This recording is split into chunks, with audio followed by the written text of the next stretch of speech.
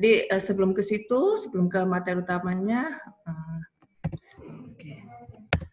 oke, sip ya.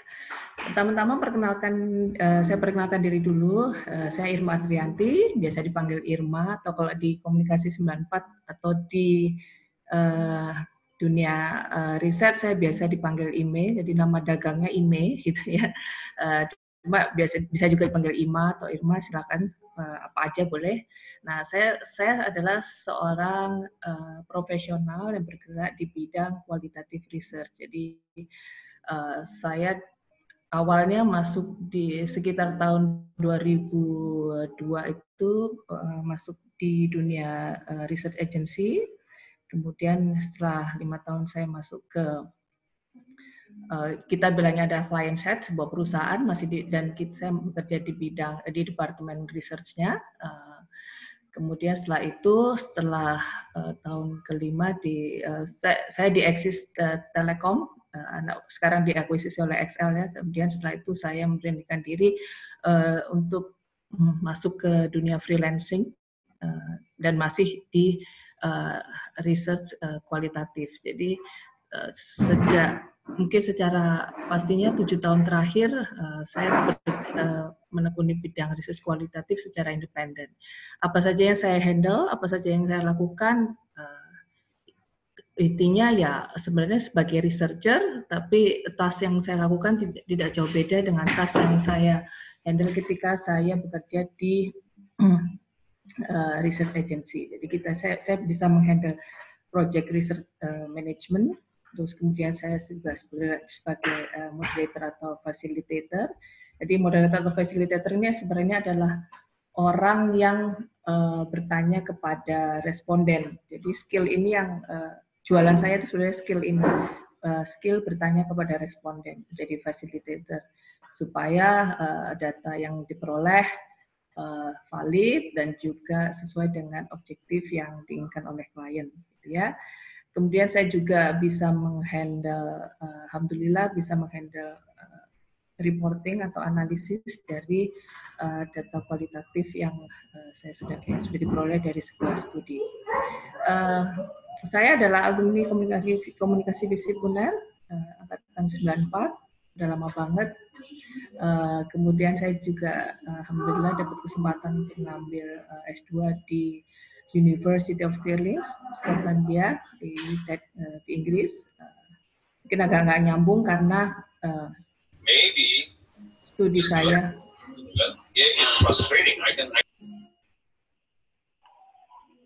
studi saya adalah tentang Master of Science in Public Relations, ya.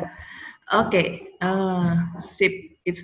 Cukup tentang saya, gitu ya. Nah, mungkin ini angle yang saya masuk pertama kali mungkin lebih tentang dunia bisnis ya, tapi sebenarnya saya harapkan dari apa yang saya share hari ini itu bisa diterapkan juga ke dunia akademis gitu ya, atau juga mungkin institusi yang non-profit. Sebenarnya ini fleksibel aja. Oke. Jadi sebenarnya kita mulai sebelum masuk ke qualitative research sendiri, saya ingin meng-highlight apa sih sebenarnya kenapa kita perlu research gitu ya karena research kan mungkin tidak semua orang paham. Nah, mungkin di sini saya mengingatkan kembali kenapa sih kita perlu research gitu ya. Nah, pada dasarnya mau institusi maupun individu atau ya institusi bisnis maupun non-profit juga bisa ya, itu memiliki objektif yang ingin dicapai. Macam-macam objektifnya atau tujuan yang ingin dicapai. Ya, bisa menjadi profit tentunya, bisa juga mencari ingin tahu kompetitif market, bisa juga untuk cari tahu atau ingin penjualannya naik sehingga profit yang didapat juga lebih banyak gitu ya, macam-macam. Jadi intinya individu maupun institusi pasti ada tujuan yang dicapai. Nah, untuk mencapai tujuan itu tentunya kita perlu mendefinisikan strategi apa yang tepat gitu ya, taktik apa yang harus dijalankan, dan untuk mendapatkan strategi yang tepat itu kita sebenarnya memerlukan data. gitu ya. Data apa? Data kalau untuk market research tentunya data tentang konsumen gitu ya.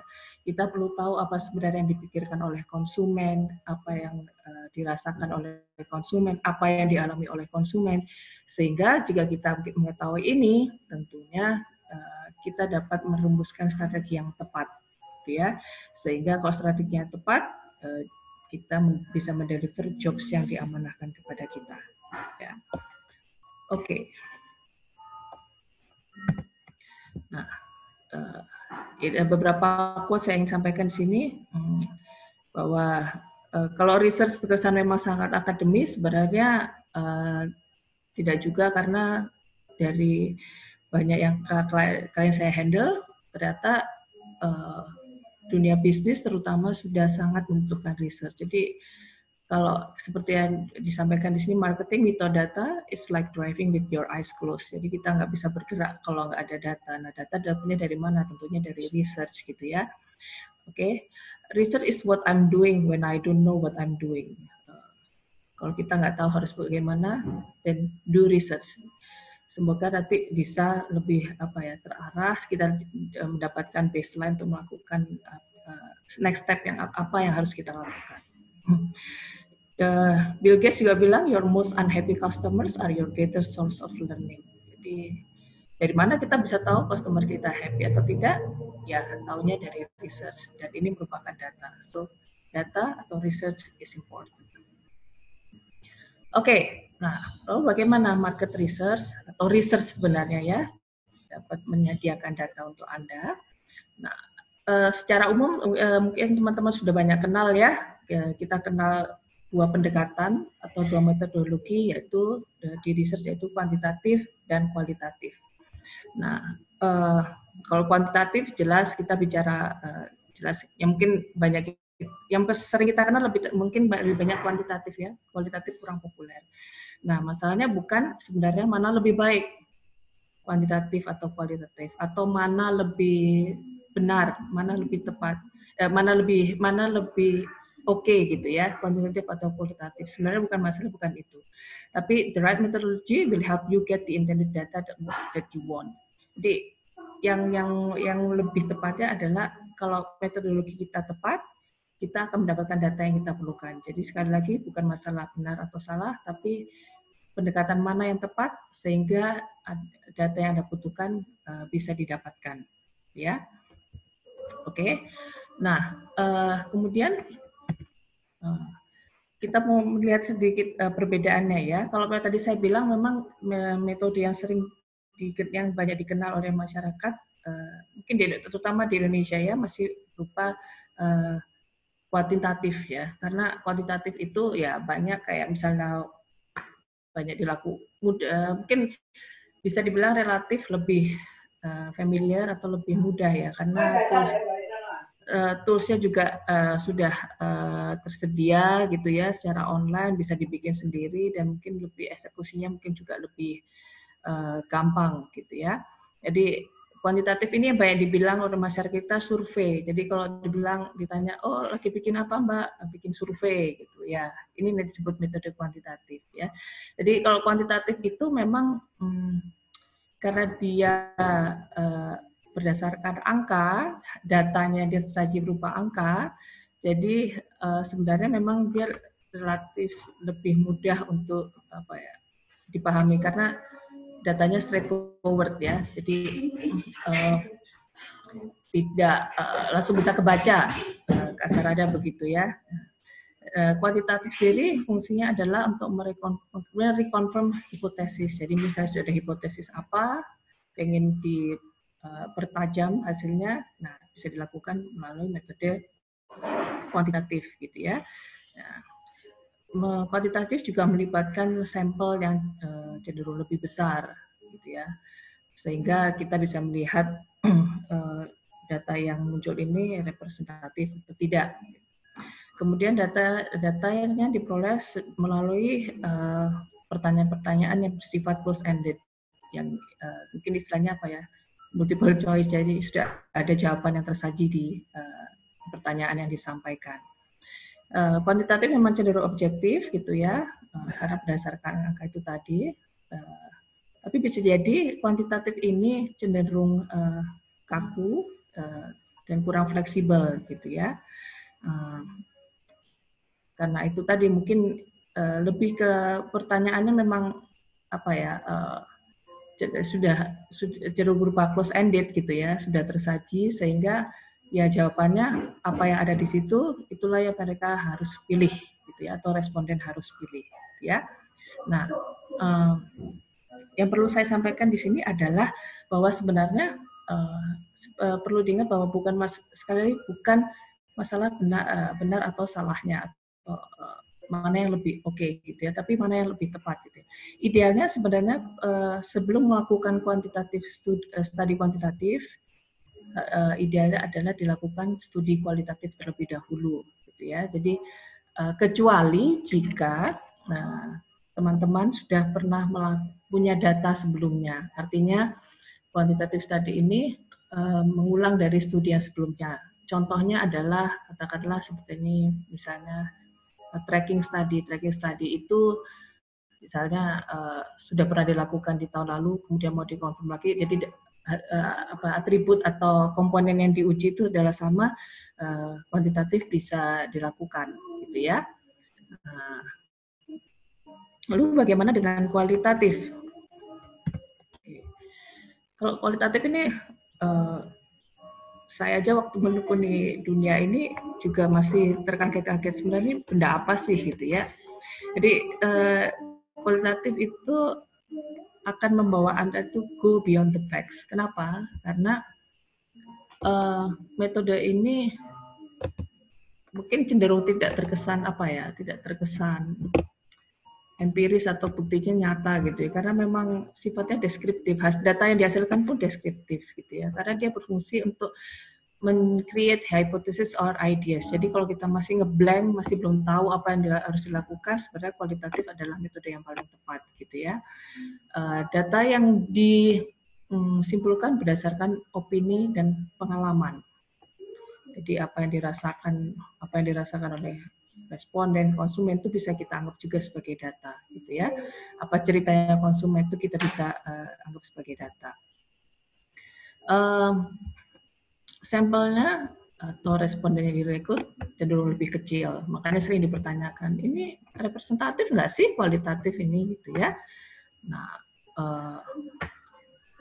ya kalau kita menunjukkan keterwakilan dibandingkan kuantitatif, mungkin tidak akan sebesar kuantitatif, tapi sebenarnya kualitatif ini sudah menunjukkan suatu indikasi adanya fenomena-fenomena yang ada di konsumen atau di masyarakat. Nah, makanya idealnya kalau memang kita masih ngeblank banget dengan apa yang kita pengen tahu atau kita pengen research, idealnya memang kualitatif, kemudian dilakukan kuantitatif, gitu ya. Kemudian asiknya nih ya, kualitatif ini melibatkan researcher, gitu ya. Jadi researchernya ini memang orang yang sangat berperan di kualitatif. Jadi point of view dari researcher itu sangat diperhitungkan dalam kualitatif. Kalau kuantitatif mungkin yang melakukan data processing siapa itu mungkin kita nggak perlu tahu. Tapi kalau di kualitatif akan selalu ditanyakan siapa yang menganalisa datanya, siapa yang menggali datanya, gitu ya. Makanya alhamdulillah pekerjaan saya bisa terus eksis karena sebenarnya memang seorang peran researcher ini sangat dibutuhkan di kualitatif, ya. Kemudian datanya yang diperoleh juga melalui open-ended question, jadi sangat terbuka, gitu ya. Nah, bagi Anda yang punya usaha, berarti Anda nanti kalau melimpahkan project research ini kepada sebuah institusi research atau lembaga research gitu ya, ini Anda masih bisa mengobservasi langsung atau mengikuti jalannya research. Beda sama kuantitatif. Kuantitatif hanya terima datanya gitu ya. Jadi kalau misalnya untuk harus cross check ini benar apa enggak datanya, kuantitatif harus cek ulang tuh gitu ya, bahkan perlu dari awal. Tapi kalau di kualitatif kita bisa melibatkan diri untuk melakukan observasi ketika research-nya dieksekusi ya. Nah, yang memang jadi perdebatan memang adalah kualitatif itu sifatnya subjektif. Jadi interpretasi dari interpretasi atau analisa dari seorang researcher itu memang sangat berpengaruh gitu ya. Cuma tentunya kita analisa atau kesimpulan diambil kan berdasarkan fakta yang diperoleh dari data di lapangan. Ya. Oke. Nah, yang juga challenging juga kualitatif ini data yang diperoleh atau findingsnya itu sangat deskriptif. Jadi bisa jadi mungkin buat orang-orang yang biasa menyimpulkan dengan angka atau pengennya cepat ini agak bisa dibilang melelahkan mungkin ya, karena memang harus ditelatenin untuk dibaca, diikutin gitu, dan interpretasinya juga sangat bisa dibilang teoritis atau mungkin ya kayak cerita aja gitu ya. Jadi kalau buat orang-orang yang maunya cepat atau maunya, jadi ini maksudnya apa sih kadang-kadang begitu ya. Jadi kalau saya bilang, dan akhirnya saya bisa berkembang di bidang ini karena memang kualitatif ini harus agak-agak pakai hati gitu ya. Jadi melibatkan aspek emosi itu karena kalau kita nggak sabar, nggak telaten, agak susah untuk menerjemahkan studi kualitatif ini gitu ya. Tapi believe me, ini sangat berguna banget lah gitu ya kualitatif data. Oke, dan ya itu tadi datanya informasi yang didapat tidak straightforward, jadi agak bagi beberapa orang agak menjenuhkan mungkin gitu ya. Oke, nah let's deep dive into qualitative research sendiri ya. Oke, keyword dari kualitatif seperti pemaparan sebelumnya, kualitatif is all about breadth and depth data ya. Jadi saya ingat dari senior saya, pertama kali saya bekerja di research agency, beliau namanya Estu Susanto, jadi beliau adalah orang yang menurut saya banyak mengenalkan saya di dunia research. Jadi ketika awal saya masuk research kualitatif, saya nggak ngerti ini apa sih gitu ya. Ini saya kenapa harus tanya begini, karena saya dicemplungin begitu aja, tapi beliau selalu menggunakan teori ini. Jadi kalau ibaratnya irisan bawang bombay gitu ya, itu kan ada lapisan, ada layer-layernya dan juga ada ada lingkarannya. Jadi ini adalah kayak semacam perumpamaan tentang dunia kualitatif. Jadi kualitatif is all about breadth and depth, ya, keluasan dan kedalaman dari data yang diperoleh. Jadi kalau kita melakukan qualitative study dan tidak luas dan tidak dalam, then there must be something wrong. Ya, oke. Nah, apa sih yang bisa kita peroleh dari kualitatif data atau kualitatif study? Ya, kualitatif study itu atau kualitatif data secara spesifik gitu ya, bisa memberikan tidak hanya sekedar data tapi give you story. Jadi ada cerita di balik data-data yang disampaikan oleh konsumen atau responden gitu ya. Jadi kita tidak hanya sekedar misalnya gini, kita tidak hanya sekedar mendapatkan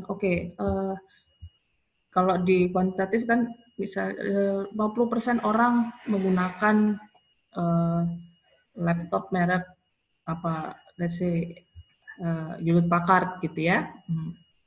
Tapi kita tidak bisa langsung tahu kenapa atau apa yang membuat mereka menggunakan Hewlett Packard gitu ya. Itu kalau dari kuantitatif. Nah, tapi kalau dari kualitatif research atau kualitatif data, kita bisa tahu apa sih yang membuat mereka menggunakan Hewlett Packard, ya. Kemudian apakah memang mereka selalu loyal terhadap Hewlett Packard, atau sebelumnya mereka pernah pakai laptop merek-merek lain, gitu ya. Oke, nah di situ makanya kualitatif data bisa memberikan story dari data yang kita perlukan, ya. Kemudian kualitatif data memberikan konteks dari konsumen atau target sasaran kita. Konteks itu maksudnya gimana? Kita bisa tahu bahwa orang sekarang pakai masker semuanya, gitu ya. Tapi itu tadi orang yang seperti apa yang katakanlah selalu menggunakan masker, nggak bisa lepas dari masker. Nah, itu kita bisa tahu dari qualitative data secara langsung, gitu ya. Oh, jadi kita bisa tahu, oh, misalnya orang yang peduli banget dengan masker bisa orang-orang yang cenderung status sosial ekonominya tinggi. Ini contoh aja, gitu ya. Atau orang-orang yang memang kerja kantoran, gitu ya. Nah, kemudian kapan sih mereka pakai masker? Karena mereka pakainya di rumah pun pakai misalnya, atau ketika di mobil pun pakai walaupun nggak keluar. Tapi apa yang membuat mereka menggunakan itu? Lalu apa yang memotivasi mereka? Nah, itu yang bisa kita dapat dari kualitatif data, ya. Nah, kualitatif data juga bisa memberikan rasionalisasi dari apa yang disampaikan oleh konsumen atau responden. Jadi kita bisa langsung tahu, gitu ya, kenapa sih kenapa sih kok mau pakai masker, gitu ya, kenapa sih kok takut sama virus COVID-19, gitu ya. Nah, tentu ini kalau di kuantitatif tidak ada perlu data yang pertanyaan yang diajukan di tahap berikutnya, gitu ya. Dan kadang-kadang di quantitative research itu terlalu terpaku pada opsi-opsi jawaban yang sudah ada. Sementara kok di qualitative research kita bebas saja mau nanyanya nanyanya bagaimana, nanyanya kapan, gitu ya.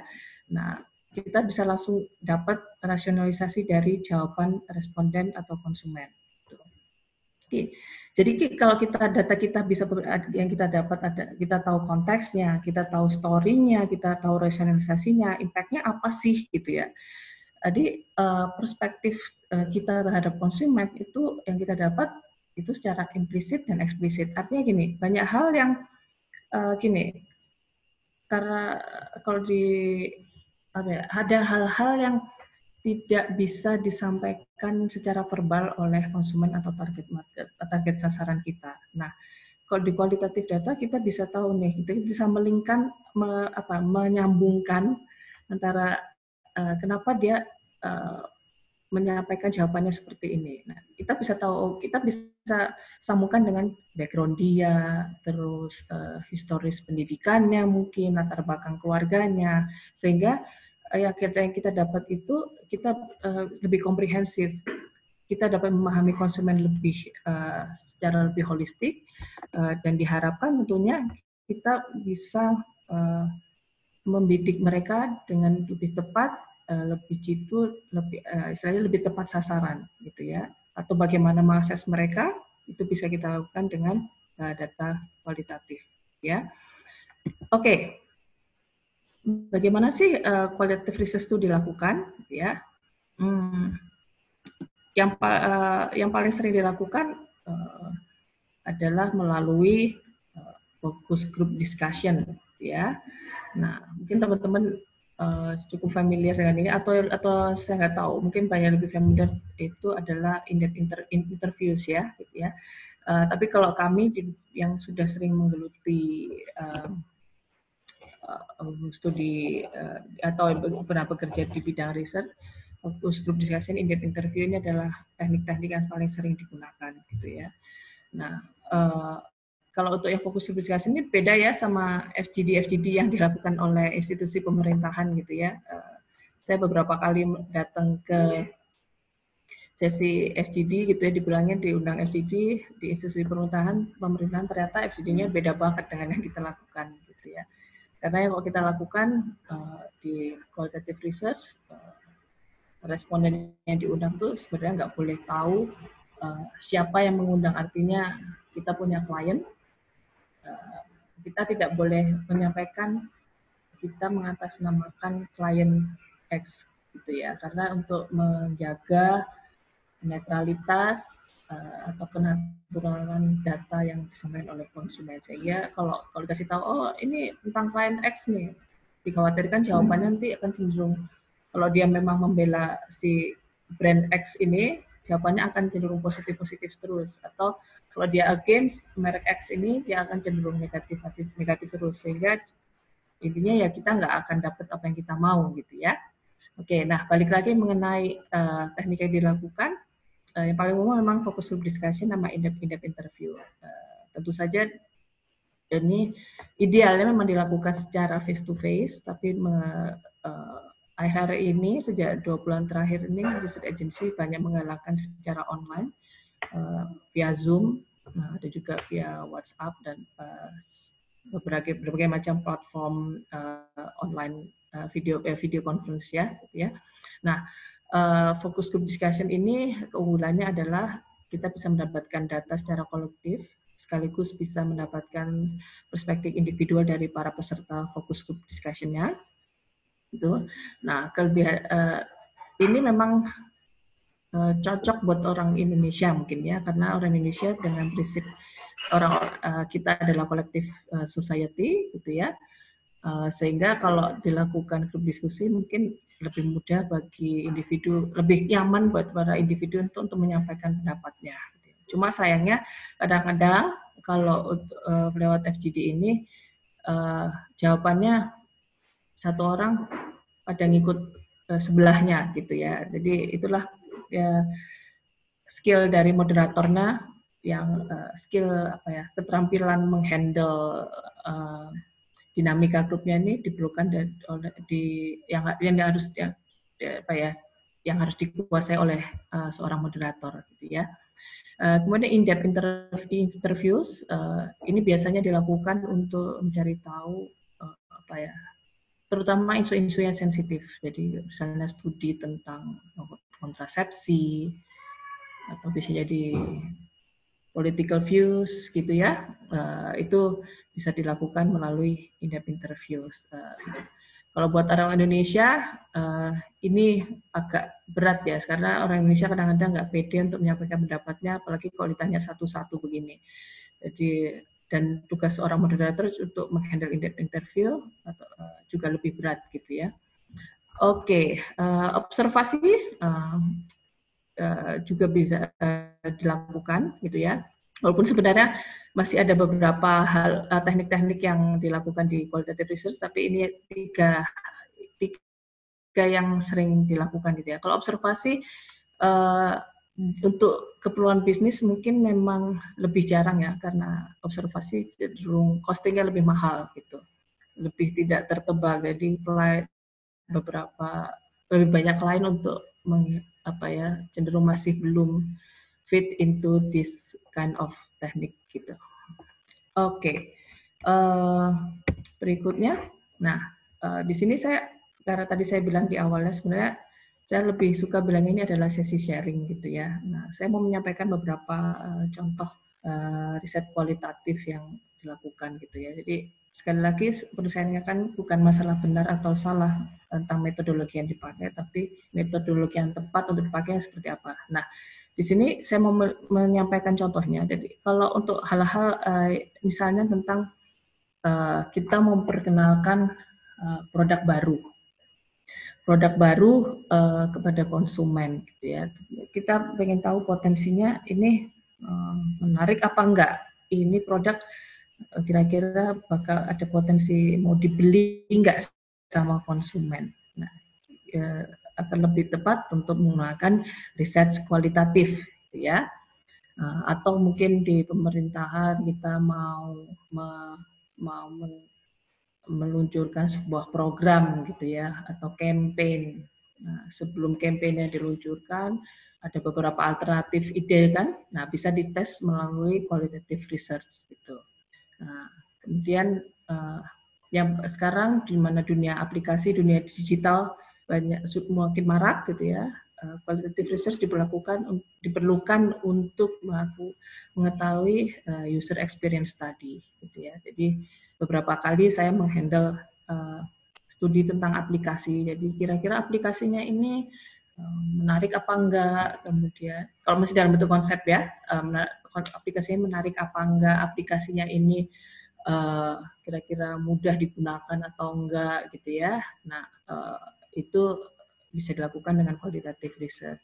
Kuantitatif pun bisa, tapi kalau kuantitatif saya bayangkan misalnya untuk melakukan assessment terhadap aplikasi ini, ya sih di kuantitatif bilang apakah aplikasi ini mudah digunakan, jawabannya kan ya dan tidak gitu. Tanpa kita bisa tahu lebih dalam, ianya di mananya mudahnya gitu ya, tidaknya tuh di mana tidak mudahnya atau di mana tingkat kesulitannya. Nah, itu keunggulan kualitatif research ya. Oke, untuk teman-teman yang bergerak di bidang iklan atau teman-teman juga mungkin diminta untuk atau yang bekerja di bidang marketing, ada rencana mau meluncurkan iklan gitu ya. Nah, mungkin bisa disarankan advertising agency melakukan storyboard evaluation dulu. Ini sering sekali dilakukan gitu ya. Jadi katakanlah kalau teman-teman lihat iklan itu sebelum dieksekusi, biasanya advertising agency akan mempropose ke klien beberapa alternatif ide storyboard. Nah, disinilah riset kualitatif bisa memberikan memberikan potensi iklan yang mana yang paling disukain atau paling bisa mendeliver message yang diinginkan oleh klien, ya. Oke, di situ saya coba kasih satu case study gitu ya.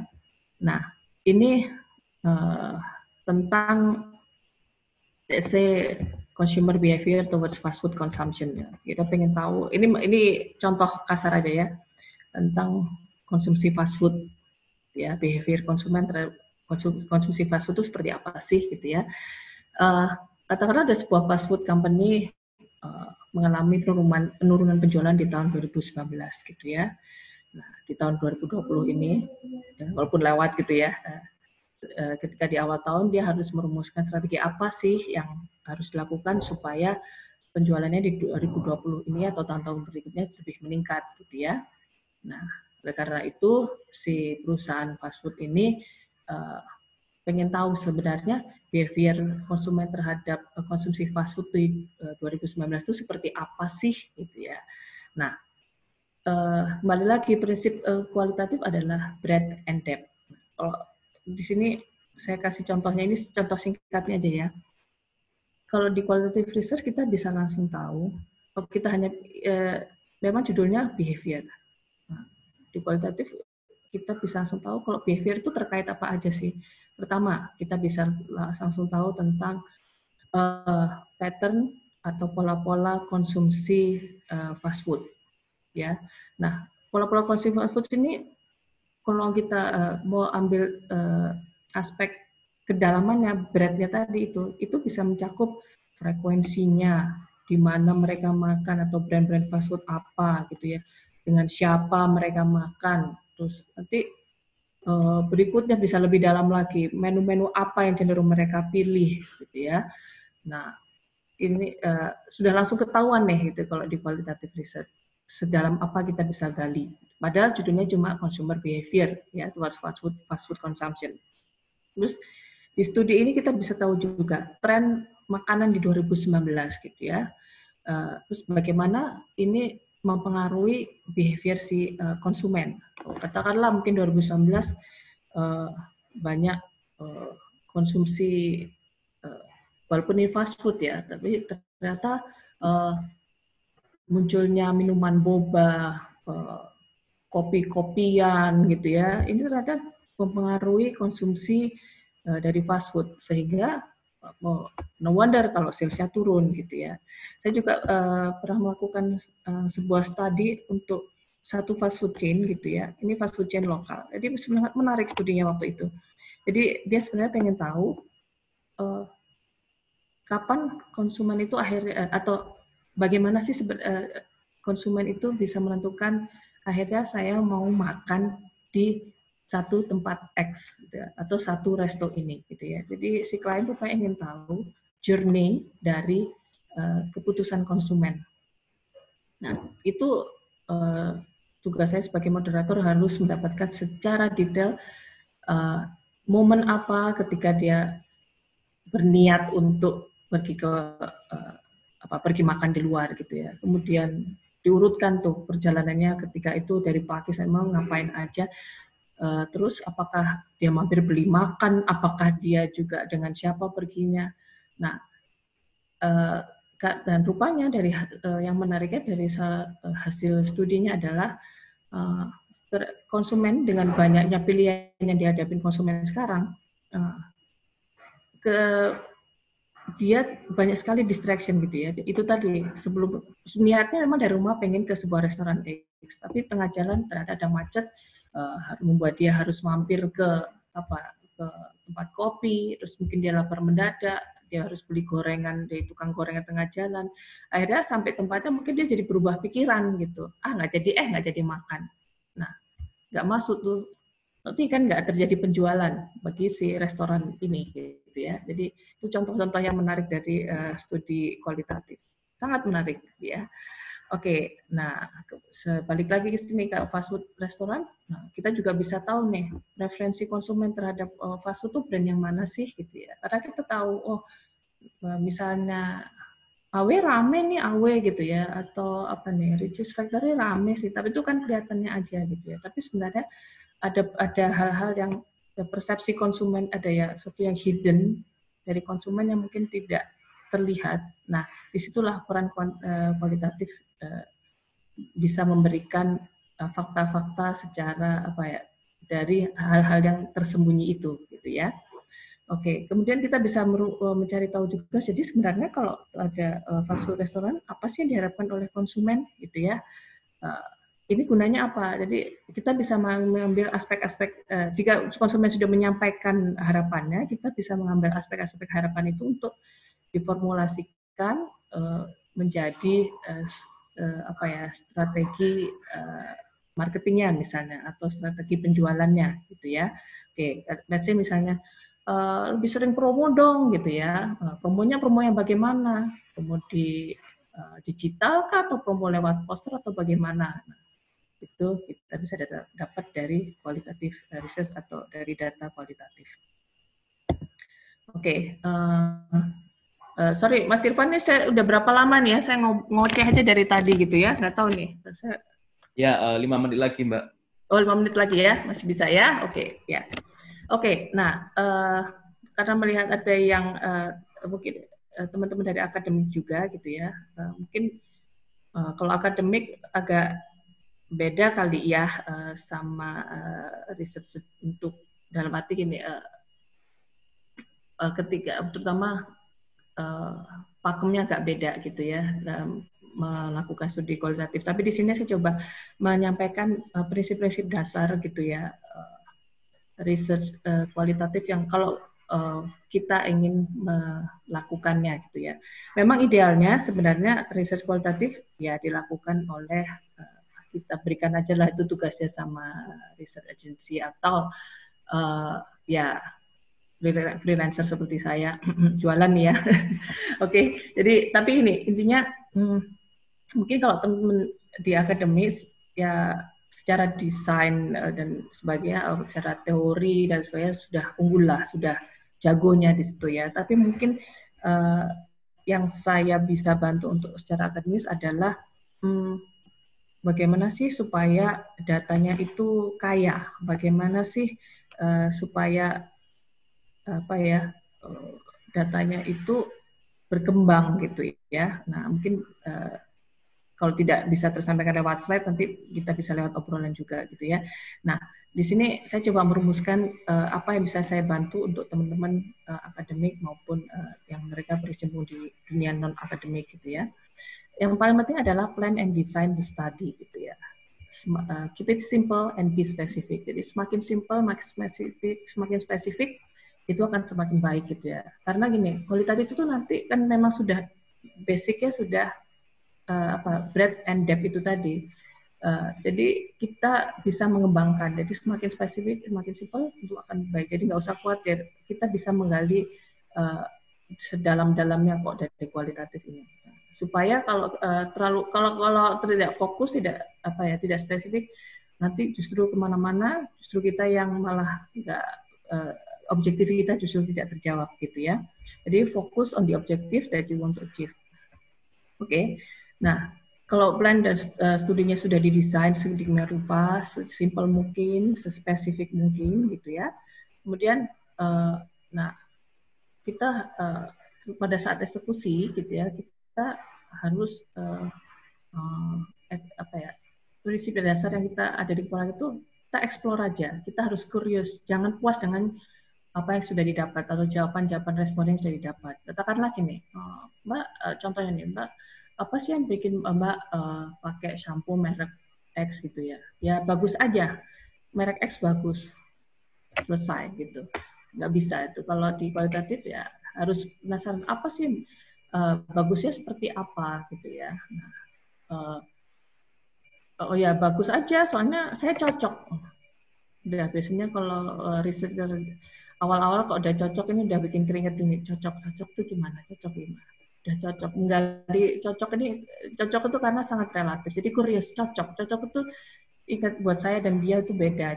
Cocok itu buat orang yang begini, orang yang mungkin pendidikan tinggi sama kita tuh beda. Jadi cocok itu cocoknya seperti apa? Seringkali saya juga dengar jawaban, ya apa, pokoknya happy aja Mbak kalau udah bisa pergi keluar happy. Gitu. Happy yang gimana? Happy kan degree-nya banyak, spektrumnya banyak gitu. Happy, oh happy atau kalau minum ini rasanya seger. Seger yang seperti apa? Seger kayak habis mandi juga seger gitu ya. Jadi sekali lagi be curious, explore, always explore gitu ya. Dan jangan lupa confirm and reconfirm. Jadi kalau jawabannya itu, katanya dia bilang, misalnya dari banyak pertanyaan yang sudah kita ajukan, terus perlu diingat, tadi jawaban di atas seperti ini, kok di bawah sekarang dia bilang begini. Ya, jadi always confirm and reconfirm, sehingga data yang kita dapat akan valid gitu ya. Kemudian pada tahap analisa gitu ya, ini beratnya qualitative research itu adalah analisa gitu ya. Berat sekali analisa ini. Karena apa?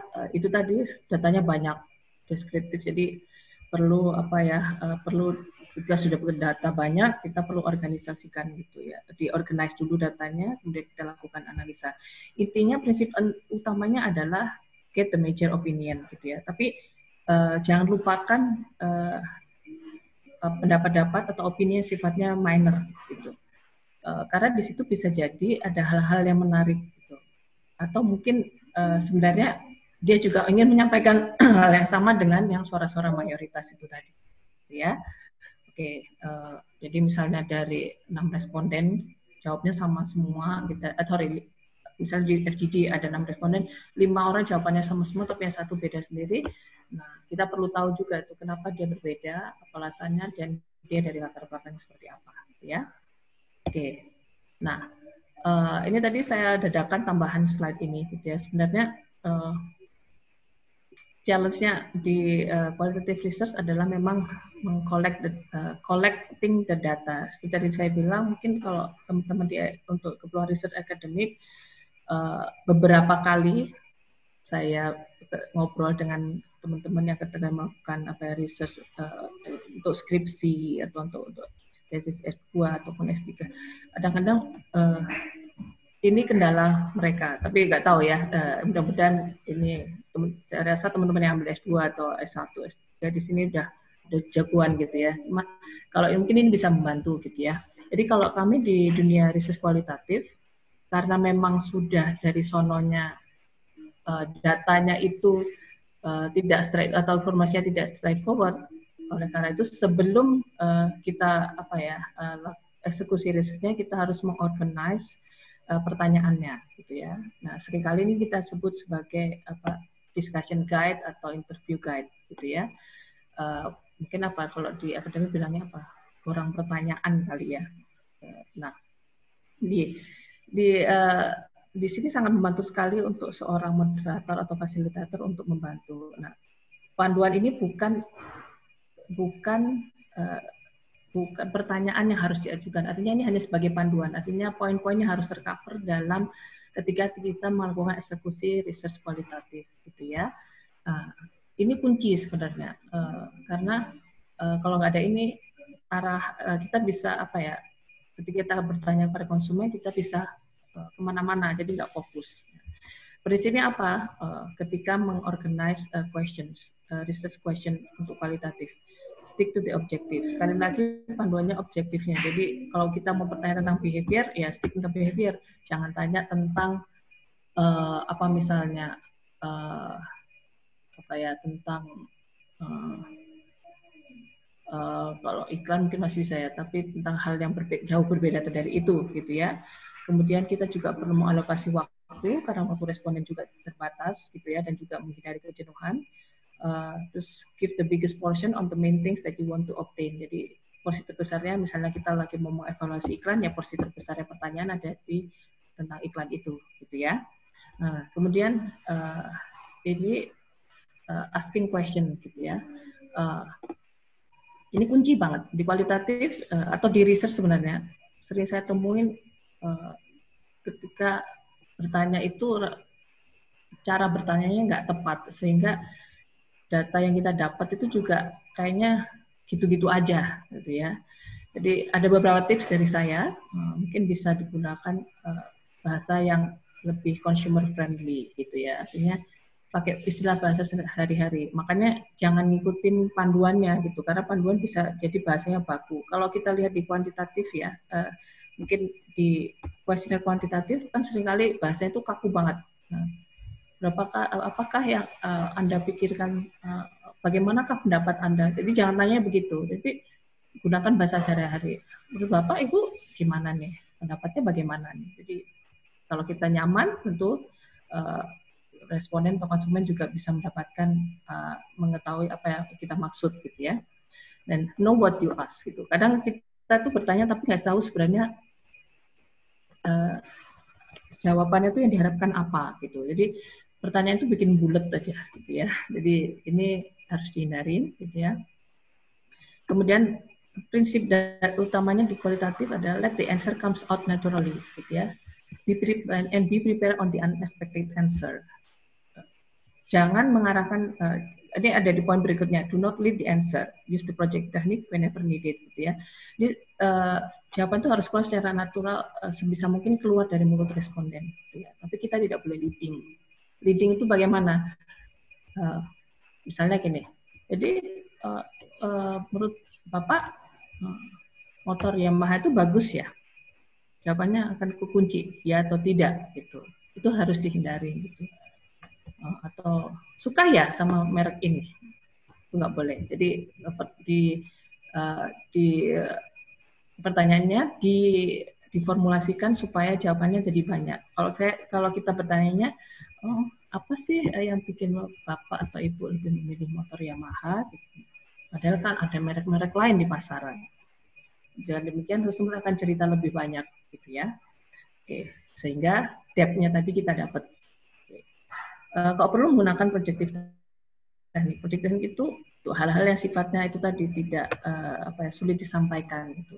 Ini sering saya banyak belajar projective teknik ini dari research agency yang banyak berkembang di India. Jadi memang qualitative research ini sangat berkembang di India. Jadi mereka sangat mahir menggunakan projective teknik. Walaupun tidak semua projective teknik bisa kita lakukan. Jadi misalnya pakai gambar-gambar. Jadi misalnya, kalau menurut Bapak atau Ibu kalau kita naik pesawat Garuda gitu, gimana rasanya?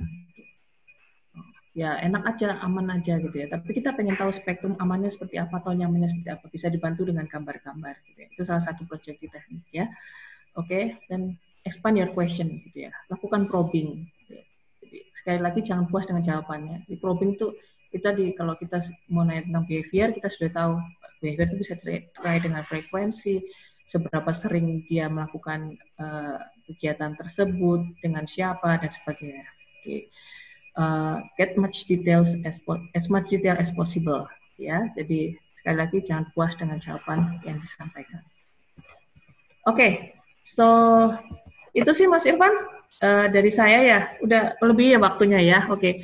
Mudah-mudahan ini mendapat ada gambaran sedikit ya. Memang saya buat straightforward mungkin gitu ya, karena saya pengennya lebih banyak diskusinya sih gitu ya. Ya, silakan. Terima kasih Mbak Irma. Ya. Sangat menarik ya ketika mendapatkan perspektif dari segi bisnis ya, terutama dalam konteks dalam dunia periklanan misalnya, atau juga dalam bidang-bidang yang ternyata misalnya kalau saya sebagai akademis memang berkutat dengan pelaksanaan yang kualitatif yang cenderung berdasarkan teori ya, dan juga kalau misalnya melakukan penelitian kualitatif itu juga ada pakem ya yang harus ditaati. Tapi saya rasa untuk dunia usaha bisnis itu saya rasa lebih dinamis ya dalam penerapan isu atau penelitian kualitatif ini. Dan saya mengundang teman-teman juga untuk bisa berpartisipasi untuk menanyakan secara langsung bergantian ya, dan nanti akan langsung direspon oleh Mbak Ime. Juga Anda bisa ngetikkan pertanyaan melalui chat sehingga nanti bisa saya bacakan ya jika memang merasa malu atau belum pede kalau dilihatin sama Mas Iga gitu ya. Nggak usah malu ya. Silakan yang pertama kepada Mbak Ataya, silakan. Oh, Mbak Kurnia, Ataya nama Kurnia. putrinya ya, putranya ya, putrinya Mbak Kurnia, ya. silakan, Ya, Mbak. monggo Mbak Kurnia, silakan. Di unmute Mbak, di unmute ya. Mas Irfan, sorry, di unmute dulu ya. Mohon maaf saya bertanya dulu karena nanti saya 10.30 harus taruh. Sip, Mbak. Ya, gimana Mbak? Sebelumnya saya mau menanyakan untuk yang tadi. Sorry Mbak, suaranya agak terputus-putus Mbak. Oh, ya. Saya tanyakan untuk yang kualitatif sama kuantitatif. Ya. Hukum ya. Dan saya juga membawahi untuk bidang homeschooling di Universitas Erlangga. Oke. Ini sedikit yang 2014 lalu kami semua itu sempat memprotes kepada Menteri Pendidikan yang Pak Prof. M. Nuh waktu itu. Oke. Nah, kami bahwasanya kurikulum 2013 ini kalau untuk di Surabaya oke. Tapi kalau untuk di lain Surabaya itu kebetulan ada gesrekan waktu itu. Okay. Nah, kebetulan 2013 itu masuk klik percobaan di kurikulum 2013 itu. Jadi seluruh bukunya itu dari KTSP berubah total ke kurikulum 2013 itu saya benar-benar harus go to fight gitu loh untuk belajar seperti apa sih kualitas dari 2013. Nah, setelah itu 2013-2014 ini saya sudah mulai enjoy, benar-benar nyaman dibandingkan dengan yang KTSP yang terdahulu zaman kita kecil ya. Nah, kalau yang 2000 cenderung ke analisa, kemudian kerjasama dengan orang tua, kemudian cenderung ke entrepreneurship, dan memang mungkin beberapa orang tua atau guru-guru tuh stresnya begini, loh satu buku kok ada 5-7 mata pelajaran sekaligus, gitu loh. Jadi nggak seperti yang KTSP dulu. Kalau KTSP dulu kan ada PKN, ada sendiri, Bahasa Indonesia ada sendiri, matematika ada sendiri. Nah, kalau yang di kurikulum 2013, misalkan satu tema tentang diriku ini apa aja, termasuk ada matematikanya, termasuk bahasa Indonesianya, termasuk PKN-nya, termasuk kesenian, termasuk yang lain-lain gitu loh. Ada 7 mata pelajaran. Begitu saya menjelaskan ke Ataya, ke adiknya juga, ini mereka enjoy. Karena saya terbiasa dengan suami saya, dengan anak-anak saya, kita selalu always diskusi gitu loh. Nah, tapi di sisi yang lain, di sekolah, mohon maaf bukannya kami anak-anak kami ranking, tapi di sisi sekolah, guru-gurunya itu nggak bisa, istilahnya bisa bagaimana membuat anak itu enjoy di sekolah. Jadi masih ada gitu loh. Apalagi anakku ya kan Mbak, disleksia itu kan beda sama anak yang normal gitu. Nah, begitu ajarkan ke guru-guru, begitu saya ajarkan ke guru-guru, ini baru 1-2 orang yang ketahuan disleksia loh, Bu, saya bilang gitu. Sekolah swasta, sekolah formal itu rata-rata belum ada assessment, belum ada seperti anak-anak ini IQ-nya berapa, dari lingkungan keluarga yang bagaimana, kemudian dari tingkat apa namanya intelijensi ini, mohon maaf ada yang autis, ada yang Down syndrome, ada slow learner, ada Mbak Kurnia langsung ke poin pertanyaannya ya. Ya, Mbak. Jadi apa yang bisa dari kualitatif harapan Mbak?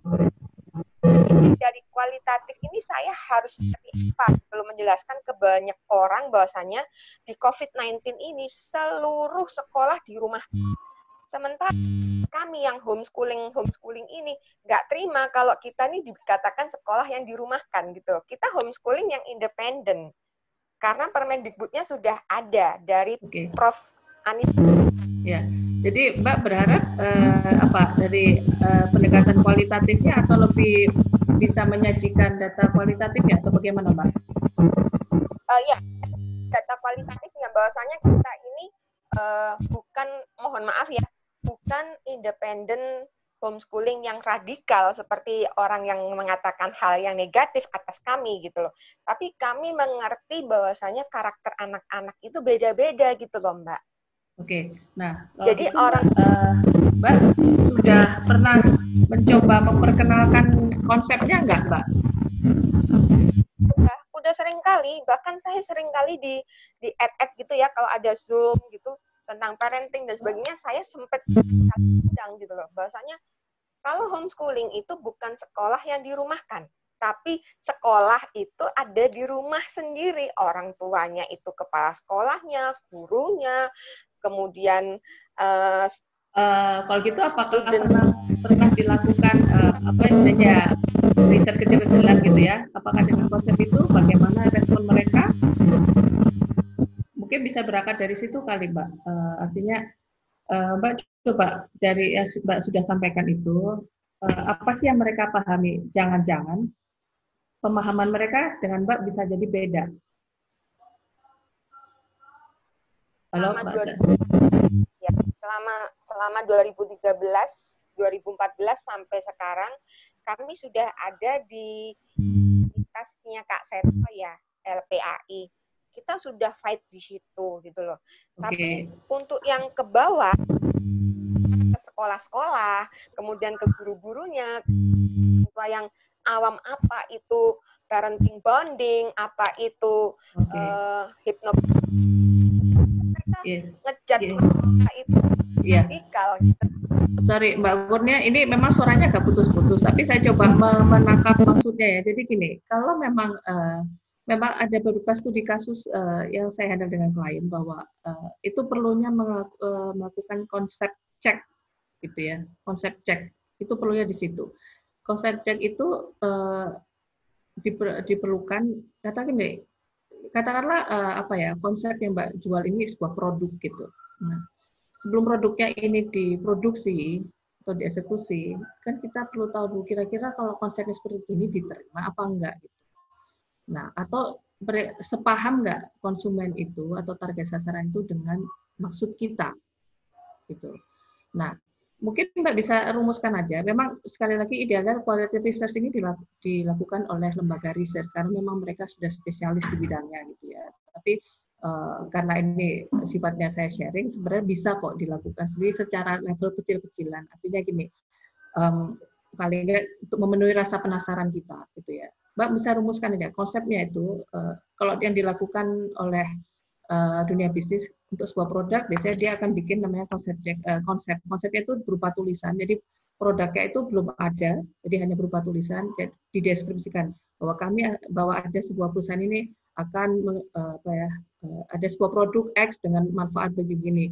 Jika Anda mengkonsumsi ini nanti akan mendapatkan benefit begini. Semacam itu gitu ya. Itu lakukan tes dulu, evaluasi dari itu. Mungkin tanyakan kalau konsep ini tanyakan ke parents-nya Mbak atau orang tuanya, kira-kira kok soalnya begini ini menarik atau tidak gitu. Atau ada yang mungkin bisa jadi mereka tidak pahami dari situ. Nah, apa yang tidak pahami dari konsep itu nanti Mbak bisa gunakan untuk strategi untuk menjelaskannya dengan bahasa mereka, dengan cara pikir mereka. Gitu Mbak. Nah, di situ kualitatif sangat berperan. Itu agak susah kalau dilakukan dengan kuantitatif gitu ya. Nah, nanti kalau Mbak mau melanjutkan dengan kuantitatif, katakanlah gini, oh misalnya kalau di jawabannya udah kebaca nih, oh misalnya konsep pengajarannya harus seru gitu ya, dapat dari kualitatif itu ya. Ini konsepnya menarik tapi harus seru, harus dibuat seperti ini. Nah, nanti Mbak bisa bikin survei kecil-kecilan secara kuantitatif. Oh, oke. Kalau gini sekian persen berapa yang bilang seru, sekian persen yang berapa yang bilang nggak menarik gitu ya. Jadi bikin aja kecil-kecilan Mbak, bikin konsep sendiri, rumuskan apa yang Mbak maksud, di print aja konsepnya, bikin simple poin-poin aja gitu. Coba tanyakan, deketin ke parents-nya atau moms-nya gitu, tanyakan Bu, kalau konsep seperti ini menarik apa enggak? Ini kira-kira bermanfaat enggak buat putra-putri Anda? Kira-kira ini kendalanya apa kalau konsepnya seperti ini? Nah, mudah-mudahan itu bisa membantu Mbak untuk merumuskan strateginya, pendekatannya kepada mereka gitu ya. Karena tetap kita tetap harus menjual konsepnya itu kan, gitu kan Mbak?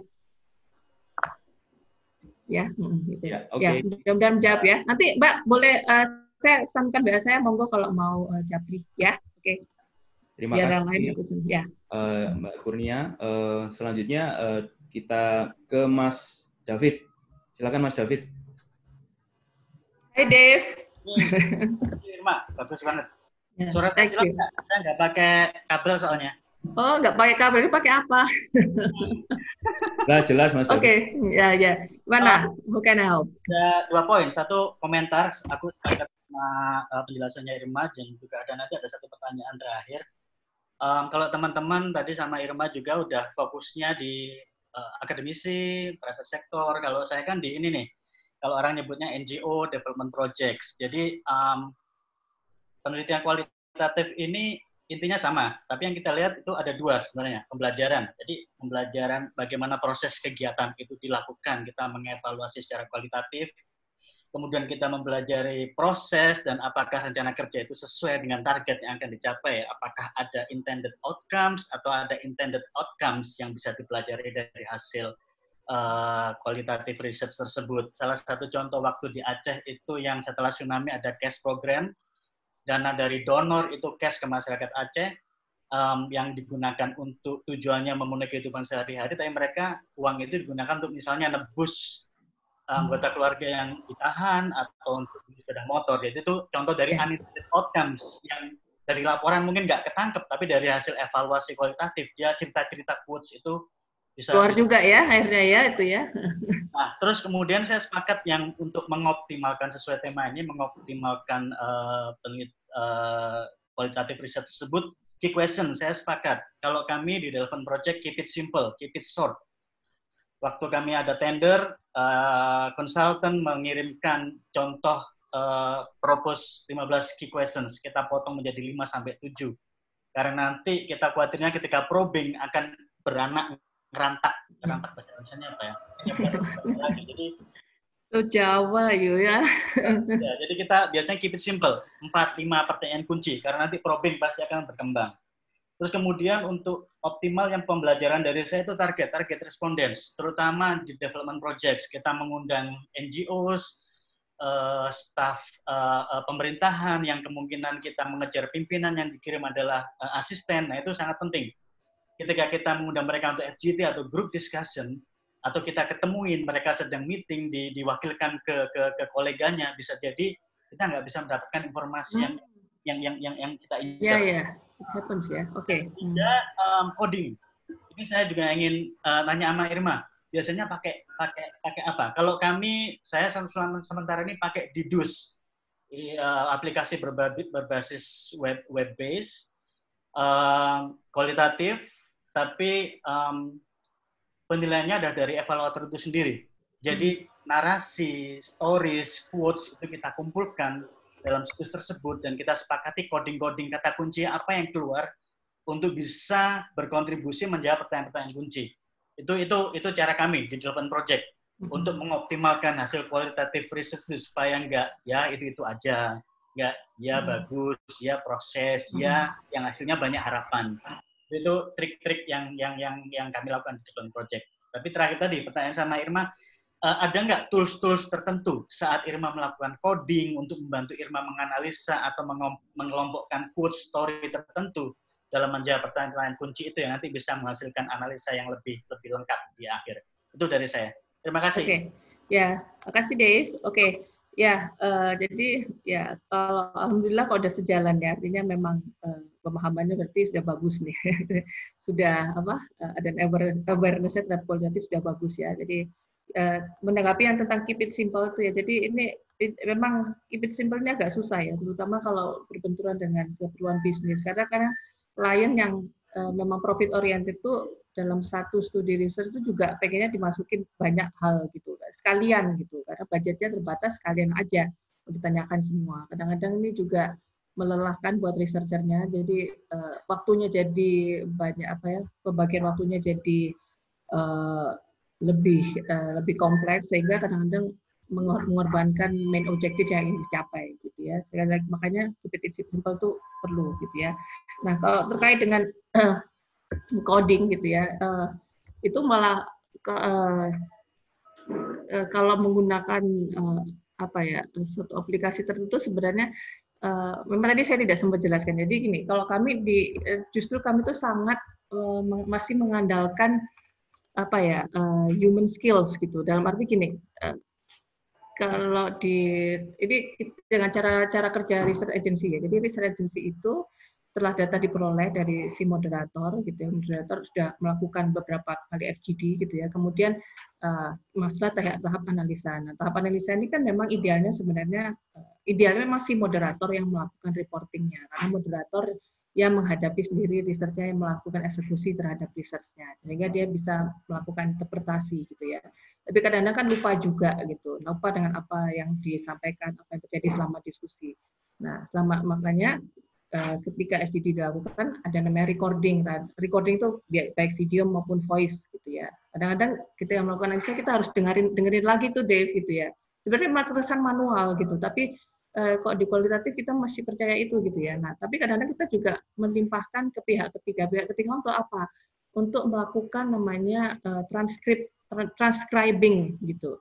Karena gini, dan saya masih percaya itu ya, nggak bisa kita nggak baca transkripnya gitu. Karena kita harus dapat feelingnya dulu. Kita harus, jadi benar-benar justru kalau di coding itu sudah di next stage-nya. Artinya gini, kita setelah transkrip dibuat, kadang-kadang idealnya ya akan dibuatkan konten analisis. Konten analisis itu dikumpulkan jawaban yang sama gitu per kategori responden atau kelompok. Nah, jadi ketemu di situ suara mayoritas gimana. Tapi tetap nggak bisa kalau si analis ini tidak tidak benar mengingat kembali apa yang terjadi selama pelaksanaan risetnya. Kadang-kadang di situ kita bisa tahu facial expression, body language dan sebagainya. Nah, kadang-kadang bisa jadi responden itu menyampaikan sesuatu yang negatif, tapi gesturnya tuh positif gitu. Nah, ini bisa jadi ada maknanya nih buat datanya sebenarnya. Jadi kita terus terang sebagian besar untuk kualitatif tidak menggunakan itu malah Dave itu. Kita masih yang sangat percaya dengan data yang benar-benar harus dinikmati prosesnya gitu. Jadi agak panjang tapi ya harus cepat juga gitu. Jadi dari transkrip, kemudian konten analisis, kemudian kita harus diskusi, harus brainstorming lagi, terus perlu dibaca ulang lagi, didengar lagi, ya itu kemudian nanti kita sampai kesimpulan gitu. Kalau tool sendiri ya masih seperti itu sih Dave sebenarnya gitu. Tapi mungkin kalau karena Dave harus melakukan sendiri ya mungkin itu untuk akan membantu yang bersingkat, nggak masalah sih. Yang penting kalau bagi saya tetap harus dapat feelingnya. Jadi jangan sekedar ambil quotes-nya tapi nggak tahu konteksnya gitu, atau ambil datanya tapi nggak tahu ini sebenarnya yang ngomong mayoritas atau tidak gitu. Ya, oke. Gimana Dave? Ada komen lagi? I'm all good, aman, bagus. Tapi memang itu dari hati itu, iya. Iya, harus pakai hati. Kalau kualitatif nggak pakai hati, ya sulit. Makanya saya survive di sini kan karena pakai hati. Oke, thanks. Oke, cool. Ya, let's talk about it ya. Oke, further. Ini ada pertanyaan via chat Mbak Irma dari ya, gimana? Dari Mbak Santi Wardana ya. Menurut pengalaman Mbak Ime, bagaimana cara untuk menggali lebih dalam jawaban yang spektrumnya begitu luas? Bagaimana menetapkan spektrum indikator dari jawaban yang tak terduga sebelumnya? Oke. Jelas Mbak Irma ya? Ya, jelas. Ya. Jadi memang tadi saya tekankan be prepare towards unexpected answer gitu ya. Jadi makanya sekali lagi perlu panduan itu tadi discussion guide itu ya. Jadi merumuskan discussion guide ini tidak mudah juga gitu. Karena saya waktu junior juga itu challenging banget sekali. Maka discussion guide ini diperlukan untuk mengarahkan kita. Ya, tapi tetap aja karena kita tidak bisa mengharapkan responden yang kita dapat itu selalu berkualitas. Artinya berkualitas apa ya? Dia artikulatif. Kadang-kadang ada juga responden yang jadi status pendidikannya tinggi, tapi ditanya apa jawabannya apa, gitu ya. Itu banyak itu. Atau kadang-kadang ada juga yang sok tahu, gitu ya. Dia ditanya apa tapi jawabannya kemana-mana. Biasanya justru kalau kita melakukan interview terhadap para expert itu siapa? Ya kayak misalnya kita interview kepada misalnya orang-orang pemerintahan atau orang-orang yang influencer kayak gitu ya. Jadi tanya satu jawabannya kemana-mana gitu ya. Oke. Nah tapi intinya gini. Jika kita sudah punya panduan, ya stick to it. Tapi ketika ada jawaban yang tidak sesuai dengan harapan, bisa jadi jawabannya itu dia menjawab hal yang mungkin nanti akan kita tanyakan. Jadi kita bisa hold dulu gitu. Itu ya jawabannya ya. Berarti tunggu dulu deh. Tapi itu mungkin terkait sama nanti pertanyaan berikutnya sih gitu ya. Nah, kita bisa arahkan seperti itu. Cuma sekarang kalau pertanyaan tentang ini nih Bu atau Pak, kira-kira gimana menurut Bapak atau Ibu? Kita di situ dulu deh kita selesaiin. Jadi kalau kita sebagai moderator atau sebagai fasilitator, tugas kita adalah memanage jawaban. Jadi kita bisa arahkan, kita bisa fokuskan, ingatkan kembali fokus pertanyaannya gitu ya. Kemudian kalau untuk spektrumnya terlalu luas, itu tadi ya memang saya bisa paham itu kalau independen itu terjadi gitu ya. Jadi mungkin itu nanti kita tampung aja dulu, kita tampung. Nah, ketika di tahap analisa, mungkin kita nanti itu tadi kita kelompok-kelompokkan melalui konten analisis. Nah, di situ nanti baru bisa ketemu jawabannya. Bisa jadi gini, dia apa yang kita maksud dia jawabannya baru belakangan. Jadi misalnya sudah setengah jam interview baru jawabnya di detik terakhir kita mau selesai. Kadang-kadang bisa jadi seperti itu. Jadi tampung aja dulu, bisa jadi gini, mungkin dia tidak artikulatif si responden, jadi jawabannya apa, tapi yang dimaksud sebenarnya itu, gitu. Jadi kalau dari konten analisis atau dari transkrip itu kita bisa tahu. Nah, tugas kita adalah menginterpretasikannya, gitu. Oke, kira-kira itu ya. Udah menjawab belum ya? Mbak siapa Semoga tadi? Sudah ya, karena ini yang ngantri banyak pertanyaannya. Oke, nanti boleh Japri, nanti saya kasih ini ya, konteks saya. Oke, yang lain? Selanjutnya, ini sepertinya berkaitan dengan dunia akademis nih, Mbak Marhaini Fajar. Dia menanyakan, terkadang saya ditodong mahasiswa, Bu, penelitian saya ini pakai fenomenologi, etnografi, studi kasus, dramaturgi, studi kritis, atau apa ya? Tapi saya belum mendapatkan pertanyaannya seperti apa. Mungkin bisa dielaborasi ya Bu Marhaini, Mbak Marhaini. Ya. Oh enggak, maksudnya apa gini Mbak? Bisa by voice? Ya, gimana Mbak Marhaini? Ya. Jadi gini Mbak, terkadang ketika saya mengajar mengajar metodologi komunikasi, karena di kampus kami itu tidak dibagi dua, tidak di split untuk kualitatif dan kuantitatif, dicampur gitu.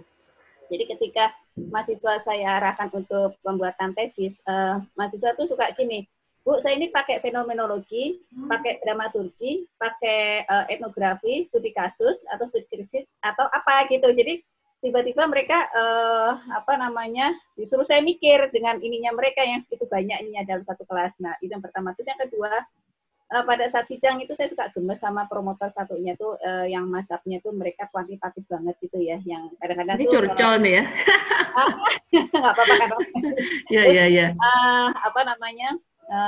yang satunya itu promotor satu bilang, ya udah deh kamu pakai kualitatif aja, lebih gampang kok, nggak usah ini, tinggal deskriptif aja gitu. Itu gimana? Sementara itu sudah kualitatif kan sebenarnya kan kita mengkonkretkan yang abstrak gitu ya Mbak ya. Jadi yang tadi dibilang bahwa kualitatif itu pakai hati, jadi kita harus menyelami, kita harus mendalam. Jadi kalau kita kalau mau mencicipi sup itu ya nggak hanya sekedar 1 sendok atau 2 sendok, kalau itu sampai 10 dan sebagainya. Terkadang itu promotor satunya itu menyepelekan, ya udah kamu pakai kualitatif aja lebih gampang, udah tinggal deskripsi saja, gitu aja.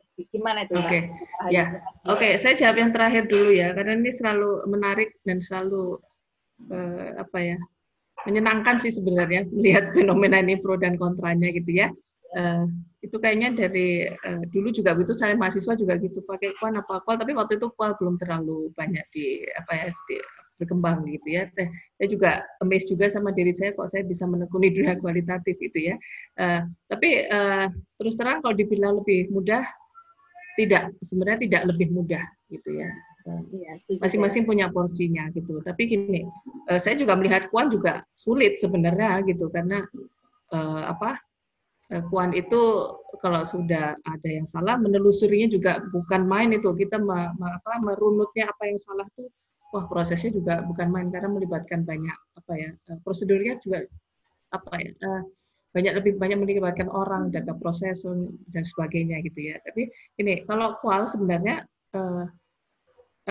sangat disayangkan kalau dibilang mudah ya, karena bukan gini, kasarnya mungkin saya agak nggak rela dibilang begitu ya, karena karena tapi kalau kita menyampaikan tidak mudah, tidak tepat juga, dalam arti gini, ini sesuatu yang bisa dibilang ini adalah akan lebih menarik jika dilakukan dengan kual gitu, karena kual ini akan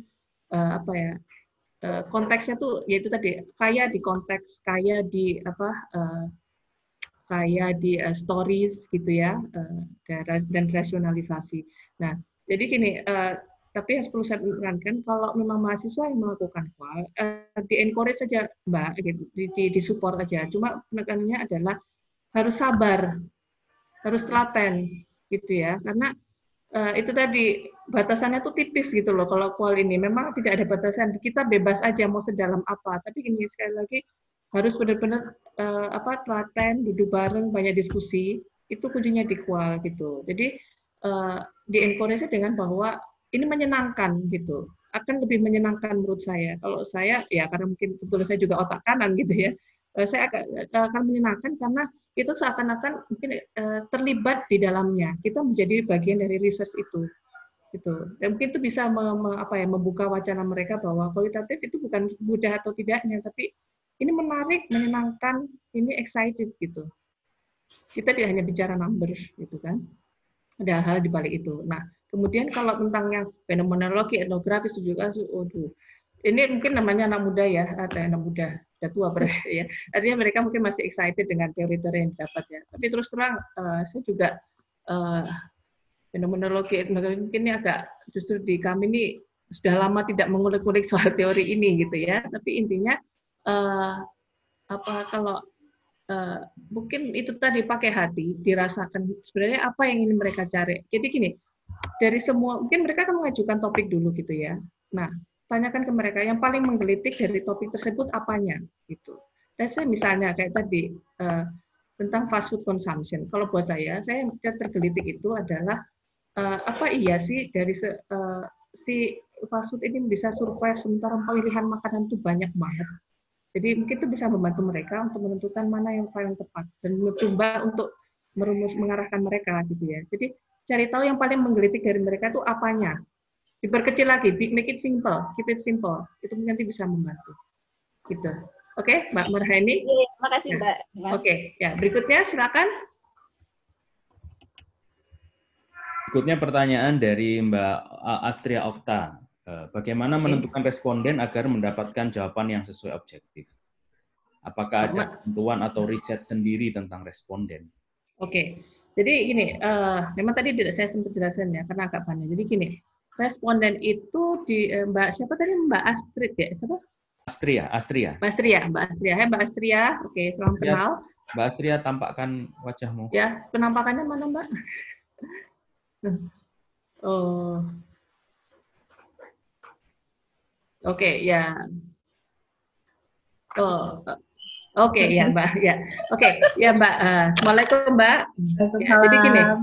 Jadi kalau mungkin di dunia bisnis lebih simpel ya. Jadi untuk keperluan responden ini antara agensi, riset agensi, lembaga riset dan klien sudah sepakat kriteria responden yang mau direkrut, mau diminta untuk kesediaannya gitu ya.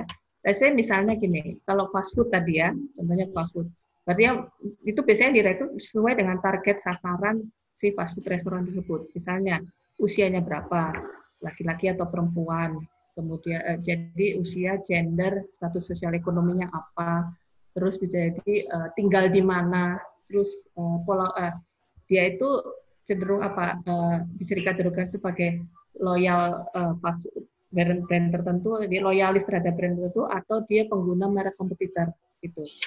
Jadi harus sepakat dulu dengan klien gitu. Nah, saya mau tanya ke Mbak Astria, ini untuk keperluan bisnis atau untuk akademik ya? Saya sih kan di Universitas Erlangga ya, Oke. Penyedia layanan bagi mahasiswa gitu. Jadi kadang kita juga harus riset yang kita lakukan ini sudah benar atau belum, kegiatannya sudah oke atau belum, apakah layanan yang diberikan belum, seperti itu. Oke, ya. Jadi gini, tentukan dulu Mbak. Berarti Mbak yang mau Mbak target sasaran siapa? Kan kalau lain mahasiswa kan mahasiswa juga luas gitu. Mahasiswa yang mana dulu? Fakultas. Pikirkan lagi. Kemudian apa? Fakultas apa atau departemen apa gitu ya. Kemudian atau Mbak ingin mendapatkan dari berbagai macam departemen, bisa begitu. Terus yang usianya berapa atau semester berapa gitu Mbak. Jadi Mbak sendiri yang menentukan sebenarnya.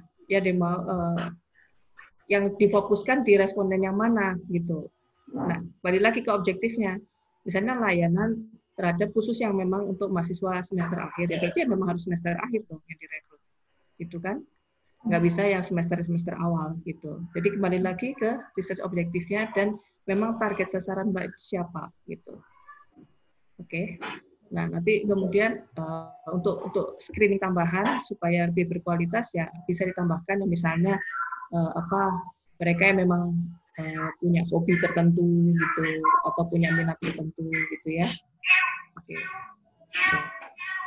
Oke, Mbak, nanti Mbak kalau mau ngobrol lanjut bisa WA saya ya. Iya. Oke.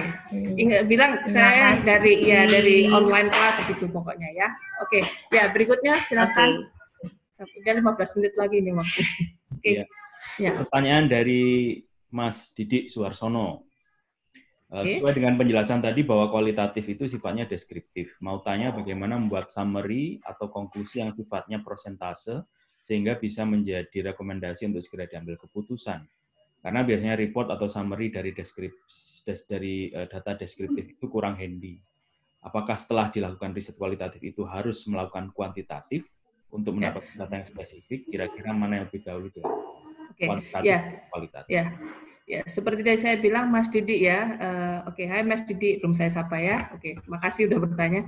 Ya, seperti tadi saya bilang, idealnya memang kualitatif dulu baru di-quantify gitu ya. Karena apa? Dari kualitatif penjabarannya banyak, jawabannya banyak, atribut yang kita dapat juga banyak. Tapi kan kita nggak tahu seberapa ada keperluan gini, seberapa banyak orang yang ngomong itu gitu kan, atau orang dari mana, atau supaya tahu sebarannya, jangan-jangan itu pendapat orang-orang yang ada di Jakarta aja gitu ya. Nah, makanya idealnya kualitatif dulu baru ke kuantitatif gitu ya.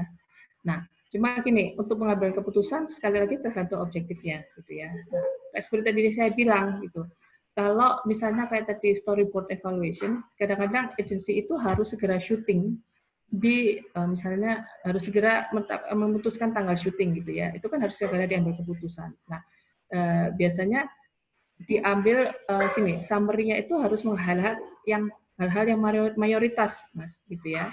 Jadi yang mayoritas atau gini bisa jadi jika waktunya singkat kita menggunakan katakanlah tekniknya focus group discussion. Ya jangan bikin cuma dua grup discussion gitu, nggak akan bisa diambil kesimpulan gitu ya. Tapi misalnya agak dibanyakin aja fokus discussion-nya. Let's say misalnya 6 FGD.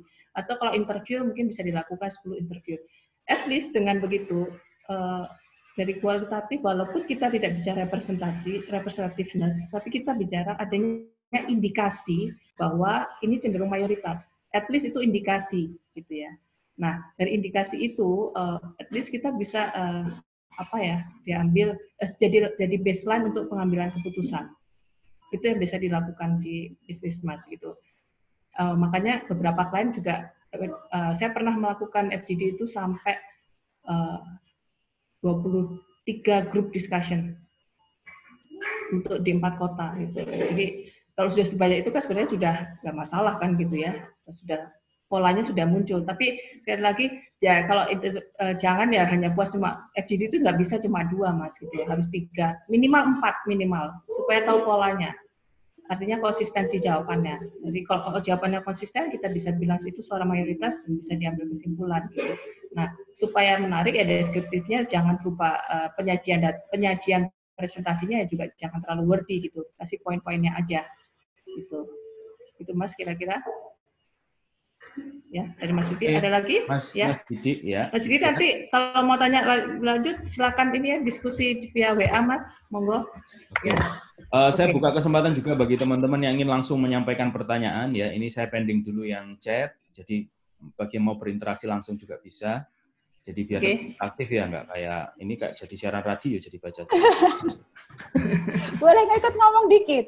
Boleh, silakan Mbak Titi. Ya. Hai Mbak Titi. Halo Mbak Irma, apa kabar? Semoga sehat semua. Enggak, tadi tertarik dengan diskusinya Mbak Irma dengan Mas David yang tadi. Yang Mas David bilang pakai aplikasi. Mas David masih ada nih. Mas David, halo, where are you? Masih ada nih Mas David. Masih.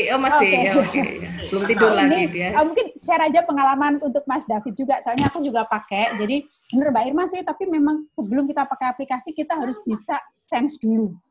Apa sih temuan data kita? Bagaimana memaknai data kualitatif itu harus di sense dulu. Nah, kalau saya Mas David aplikasi-aplikasi seperti Dedus itu saya pakai untuk memvisualkan.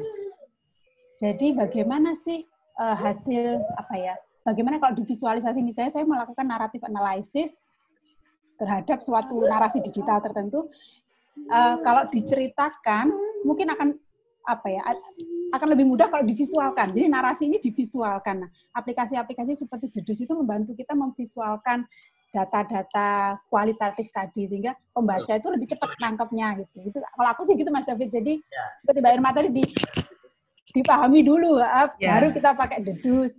Tapi alternatif yang lebih mudah dari Dedus tapi mahal sih itu NVivo. Aku juga nggak punya sih, aku dulu pakai di kampus waktu kuliah kan dibayar di kampus mahal memang NVivo. Ya kan? Atau JP itu juga lumayan untuk memvisualkan.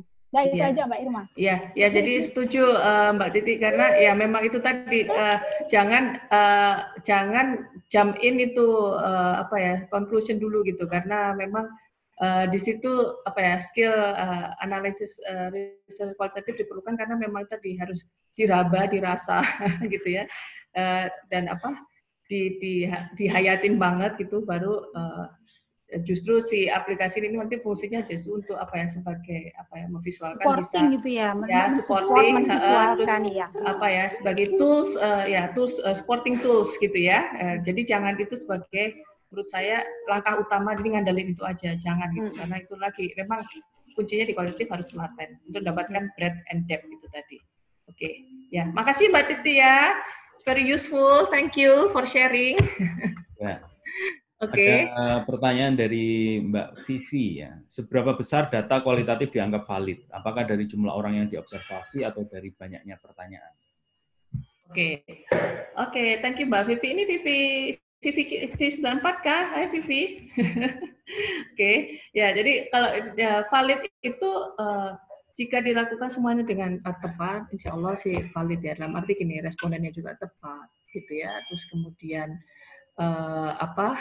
dengan terutama responden ya, jika kriteria tepat, kemudian sesuai dengan apa yang sudah kita rumuskan, itu kita bisa anggap valid. Nah, cuma kadang kita pernah juga ditemuin jadi gini, disebut valid itu sebenarnya tidak hanya dari begitu data yang muncul ini valid apa enggak, sesimpel itu, tapi valid itu bisa Kalau di kualitatif kita harus lihat prosesnya juga. Ini tidak valid itu jika misalnya katakanlah responden yang direkrut tidak tepat, jadi sehingga data yang keluar itu tidak valid, bisa jadi begitu.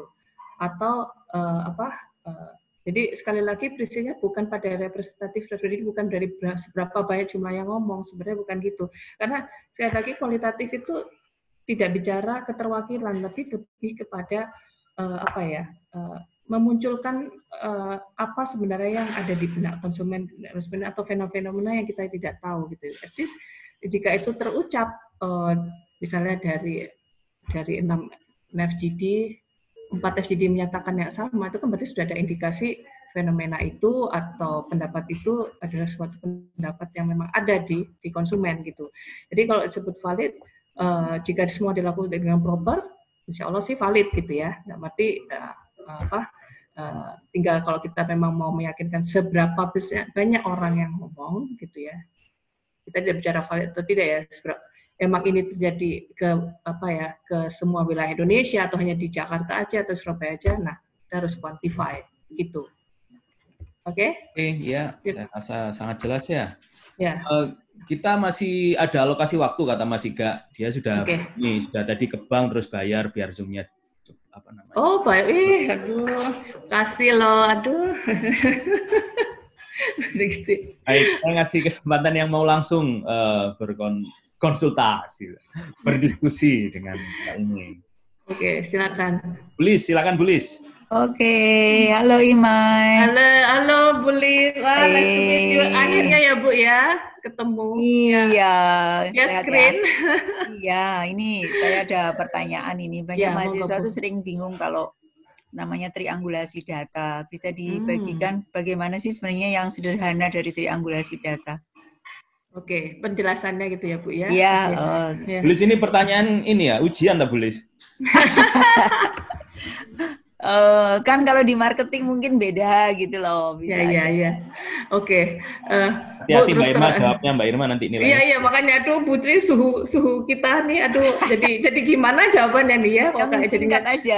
Ya, artinya waduh jadi saya ya non sewu ya Bulis, ini maaf jadi Oke, non sewu ya nggak usah lah. Guru enggak, tapi ini lebih ke pengalaman saya aja Bu ya. Tapi terus terang Bu, ketika saya masuk ke dunia riset saya juga kita di training juga nggak dengan teori-teori aman seperti itu gitu Bu ya. Apalagi saya menariknya saya masuk di research agency yang kecil banget Bu. Jadi saya nggak sempat kerja di agensi yang besar yang internasional base gitu ya, nggak seperti itu gitu. Jadi dan memang kebetulan karena itu tadi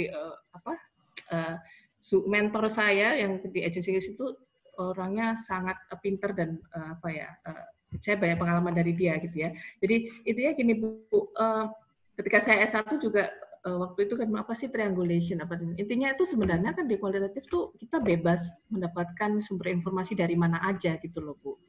Nggak ada batasannya gitu. Jadi misalnya gini, kalau di kita dibilang kita menanyakan tentang tren itu tadi Bu ya. Yeah. Mereka ditanya, apa sih yang lagi makanan apa yang lagi tren? Oh itu boba-boba gitu kan, ya. Oh itu cireng apalah gitu ya. Oke, nah terus kalau kita nggak yakin, kita bisa pakai Instagram kok Bu, kita cek gitu.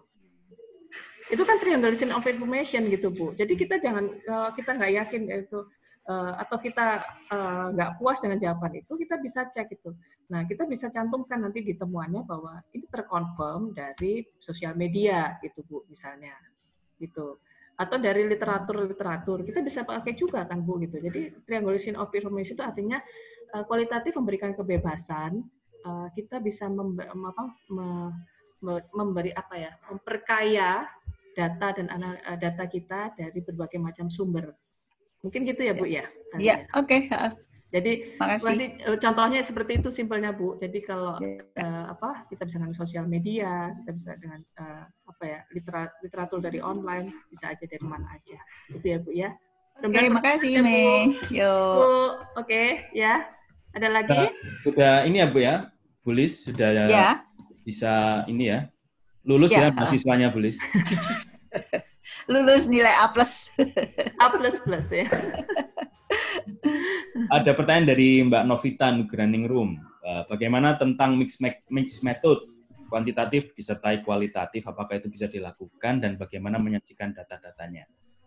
Oke. Bisa banget, Mbak. Siapa tadi namanya? Sorry, Mbak Novita. Mbak Novita. Hai Mbak Novita. Oke, terima kasih udah sempat menyempatkan diri untuk bertanya. Bisa banget Mbak gitu ya. Mixed method gitu. Artinya kalau klien benar-benar memang belum pernah melakukan research apapun, ya idealnya itu kualitatif dulu, lalu dikuantify jawabannya gitu ya. Jadi ini contoh nih, saya beberapa waktu lalu saya melakukan studi tentang, jadi gini, ada sebuah perusahaan kosmetik ya, jadi dia pengen relaunch brandnya gitu ya, tapi sebenarnya dia juga nggak tahu apa yang terjadi di dunia perkosmetikan, di market kosmetik ini seperti apa gitu ya. Nah, dia kemudian melakukan studi kualitatifnya dulu, dan jadi dari situ menemukan ternyata masalah tentang, kalau misalnya gini, aspek-aspek yang katakanlah kandungan yang alami dan sebagainya, itu ternyata untuk kosmetik, terutama makeup itu orang masih belum peduli. Yang penting pokoknya makeupnya tuh warnanya beragam, terus ketika dipakai itu keluar warnanya. Jadi ternyata mereka belum peduli terhadap ingredients gitu ya. Nah, tapi kemudian apakah ini, klien juga bertanya, apa ini orang-orang ini pendapat ini hanya untuk orang-orang di Jakarta aja atau di mana? Nah, kemudian dia melakukan kuantifikasi. Jadi dari jawaban yang sudah dapat dari kualitatif dikuantifikasi ya, melalui kuantitatif. Jadi kemudian menyajikannya bagaimana?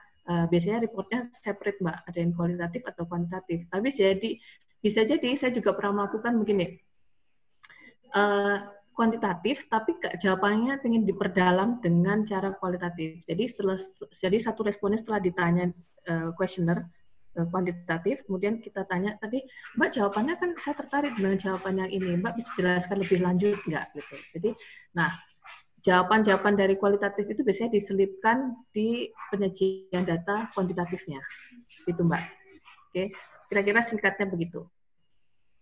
Oke, mudah-mudahan menjawab ya. Ya, oke. Kemudian ada lagi? Ya. Pertanyaan selanjutnya dari AM Fikri ya. Mbak Irma, ketika menjalankan sebuah FGD, kondisi apa saja yang bisa membuat kita menggali informasi kualitatif? Apakah ada kategori responden sesuai target yang akan disasar? Pernah tidak mengalami salah responden? Kalau salah, apa yang harus dilakukan? Oke. Hai Mas Fikri, apa kabar? Ini Fikri angkatan kita ya, kayaknya ya. Loh, long time no see ya. Oke, ya. Oke, jadi kalau karena saya sudah lama berkecimpung di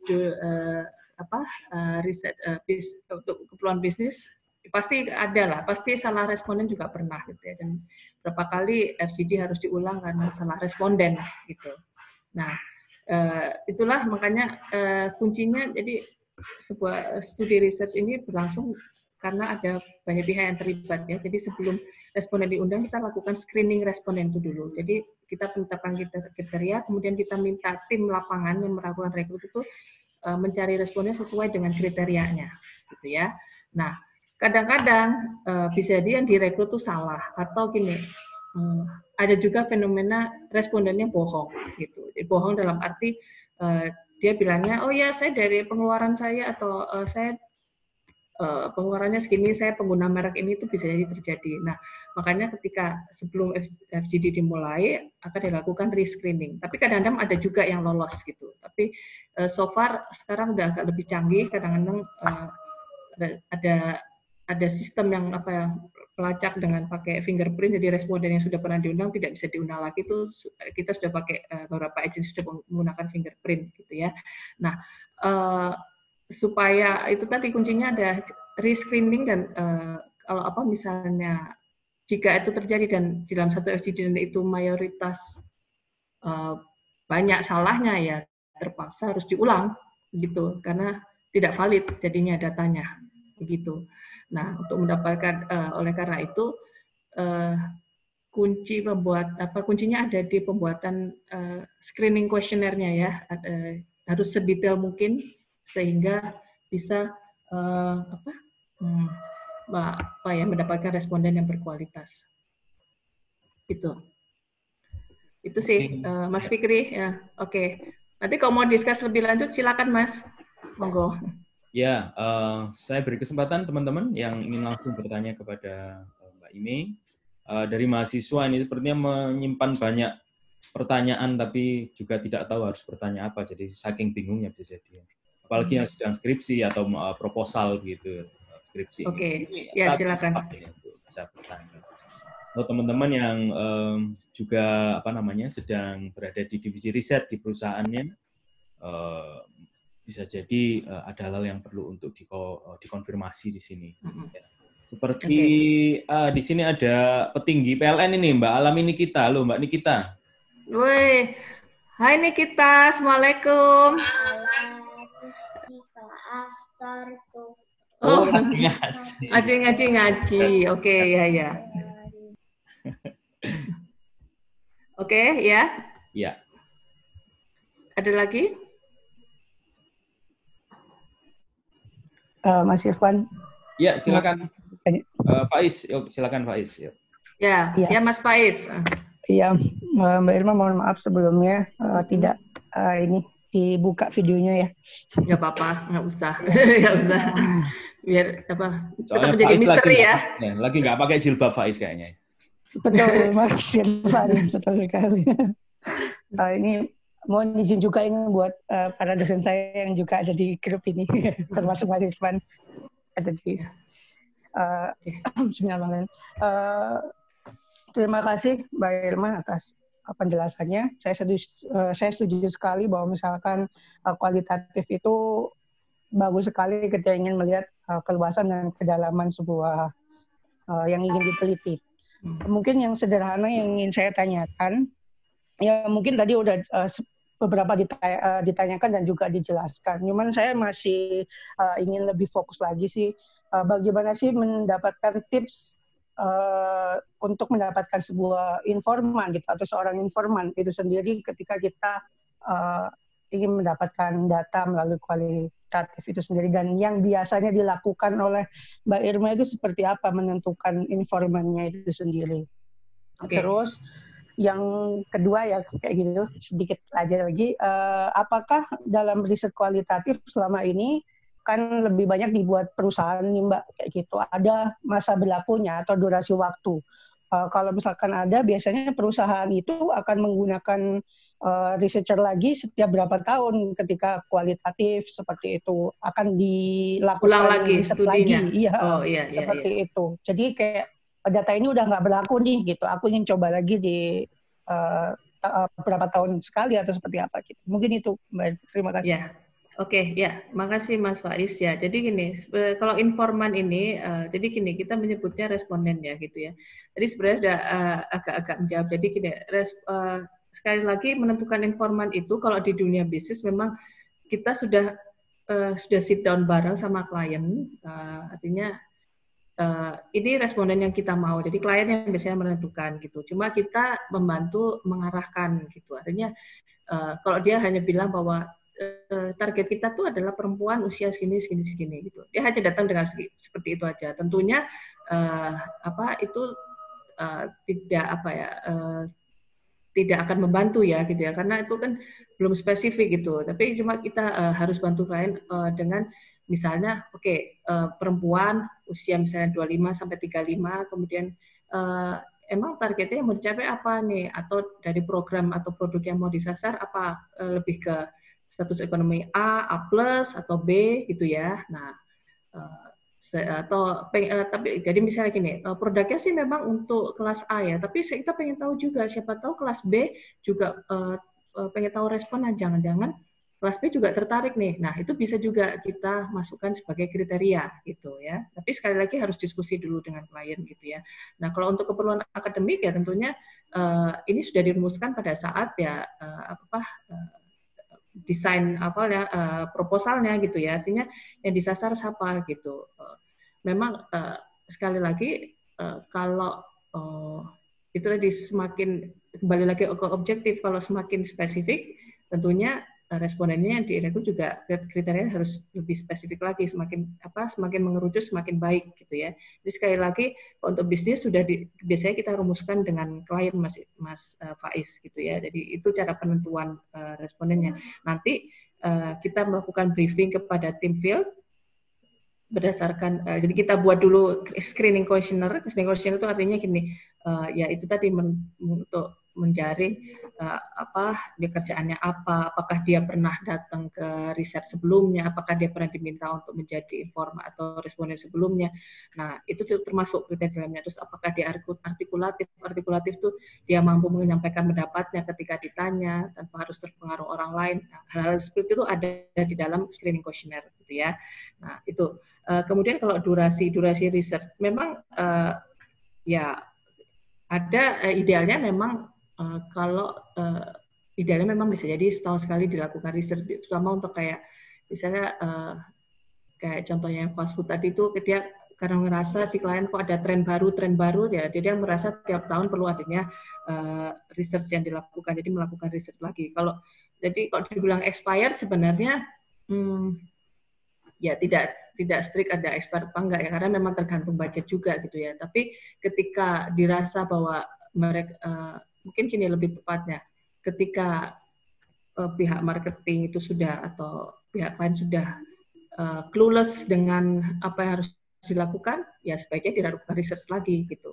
Atau mereka ngerasa sudah terlalu lama melakukan ini, terus apa ada perubahan apa enggak ya gitu. Misalnya 2 tahun lalu sama dia terakhir melakukan research, terus dia akan melakukan apa ya rebranding atau perumusan strategi yang baru. Nah tentunya akan lebih baik kalau dia melakukan research ulang gitu. Kalau dibilang expired ya agak ada sih, tapi sekali lagi ya tentunya insting kita mengatakan bahwa kalau ada dirasa ada fenomena baru, tentunya harus dilakukan research gitu. Oke, dan membantu ya Mas Faiz ya.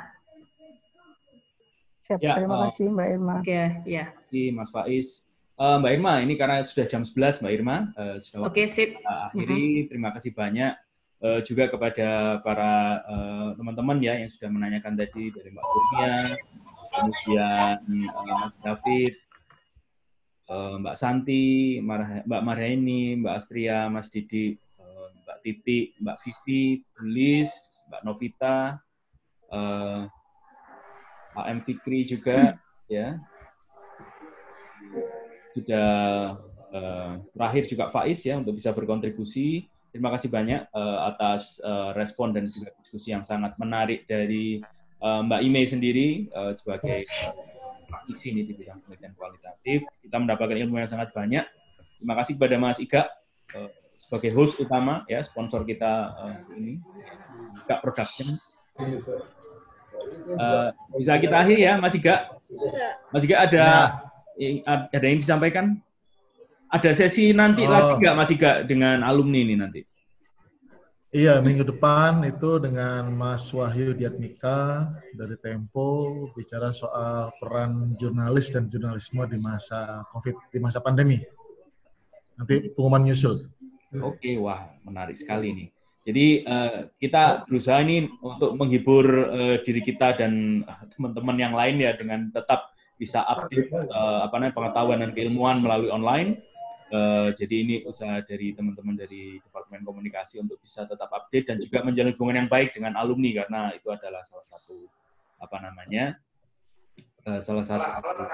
stakeholder ya yang penting sekali bagi departemen kita.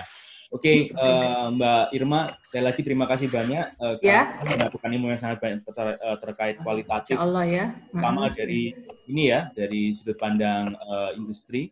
Jadi bahwa sebenarnya penelitian kuantitatif dan kualitatif itu ya kalau boleh saya simpulkan itu tidak akan menjadi sebuah pendekatan yang terlalu kaku kalau kita memang tahu cara-cara untuk mengaplikasikannya terutama di lapangan. Karena begitu kita menerapkan banyak batas-batas yang kaku, tentunya nanti tidak akan bisa aplikatif begitu ya. Iya. Mau nambahkan sedikit Mas Irfan. Jadi sekali lagi gini buat teman-teman mungkin memang kualitatif, kalau saya nggak tahu kalau di Jakarta ini memang berkembangnya banyak kan di Jakarta ya. Jadi buat pesan saya buat adik-adik komunikasi yang di S1 ini potensial saya bersedia jadi mentor buat adik-adik gitu ya, kalau memang mau menekuni dunia ini gitu ya, karena dan seperti Mas Irfan tadi ini sangat menarik dan luas gitu ya.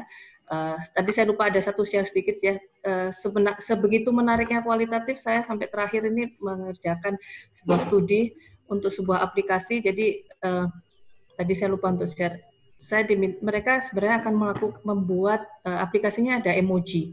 Jadi emoji ini untuk supaya lebih relevan dengan market Indonesia, mereka perlu melakukan studi kualitatif emoji seperti apa yang tepat untuk orang Indonesia. Jadi nanti keluar emoji orang berjilbab, emoji orang pakai sarung dan sebagainya.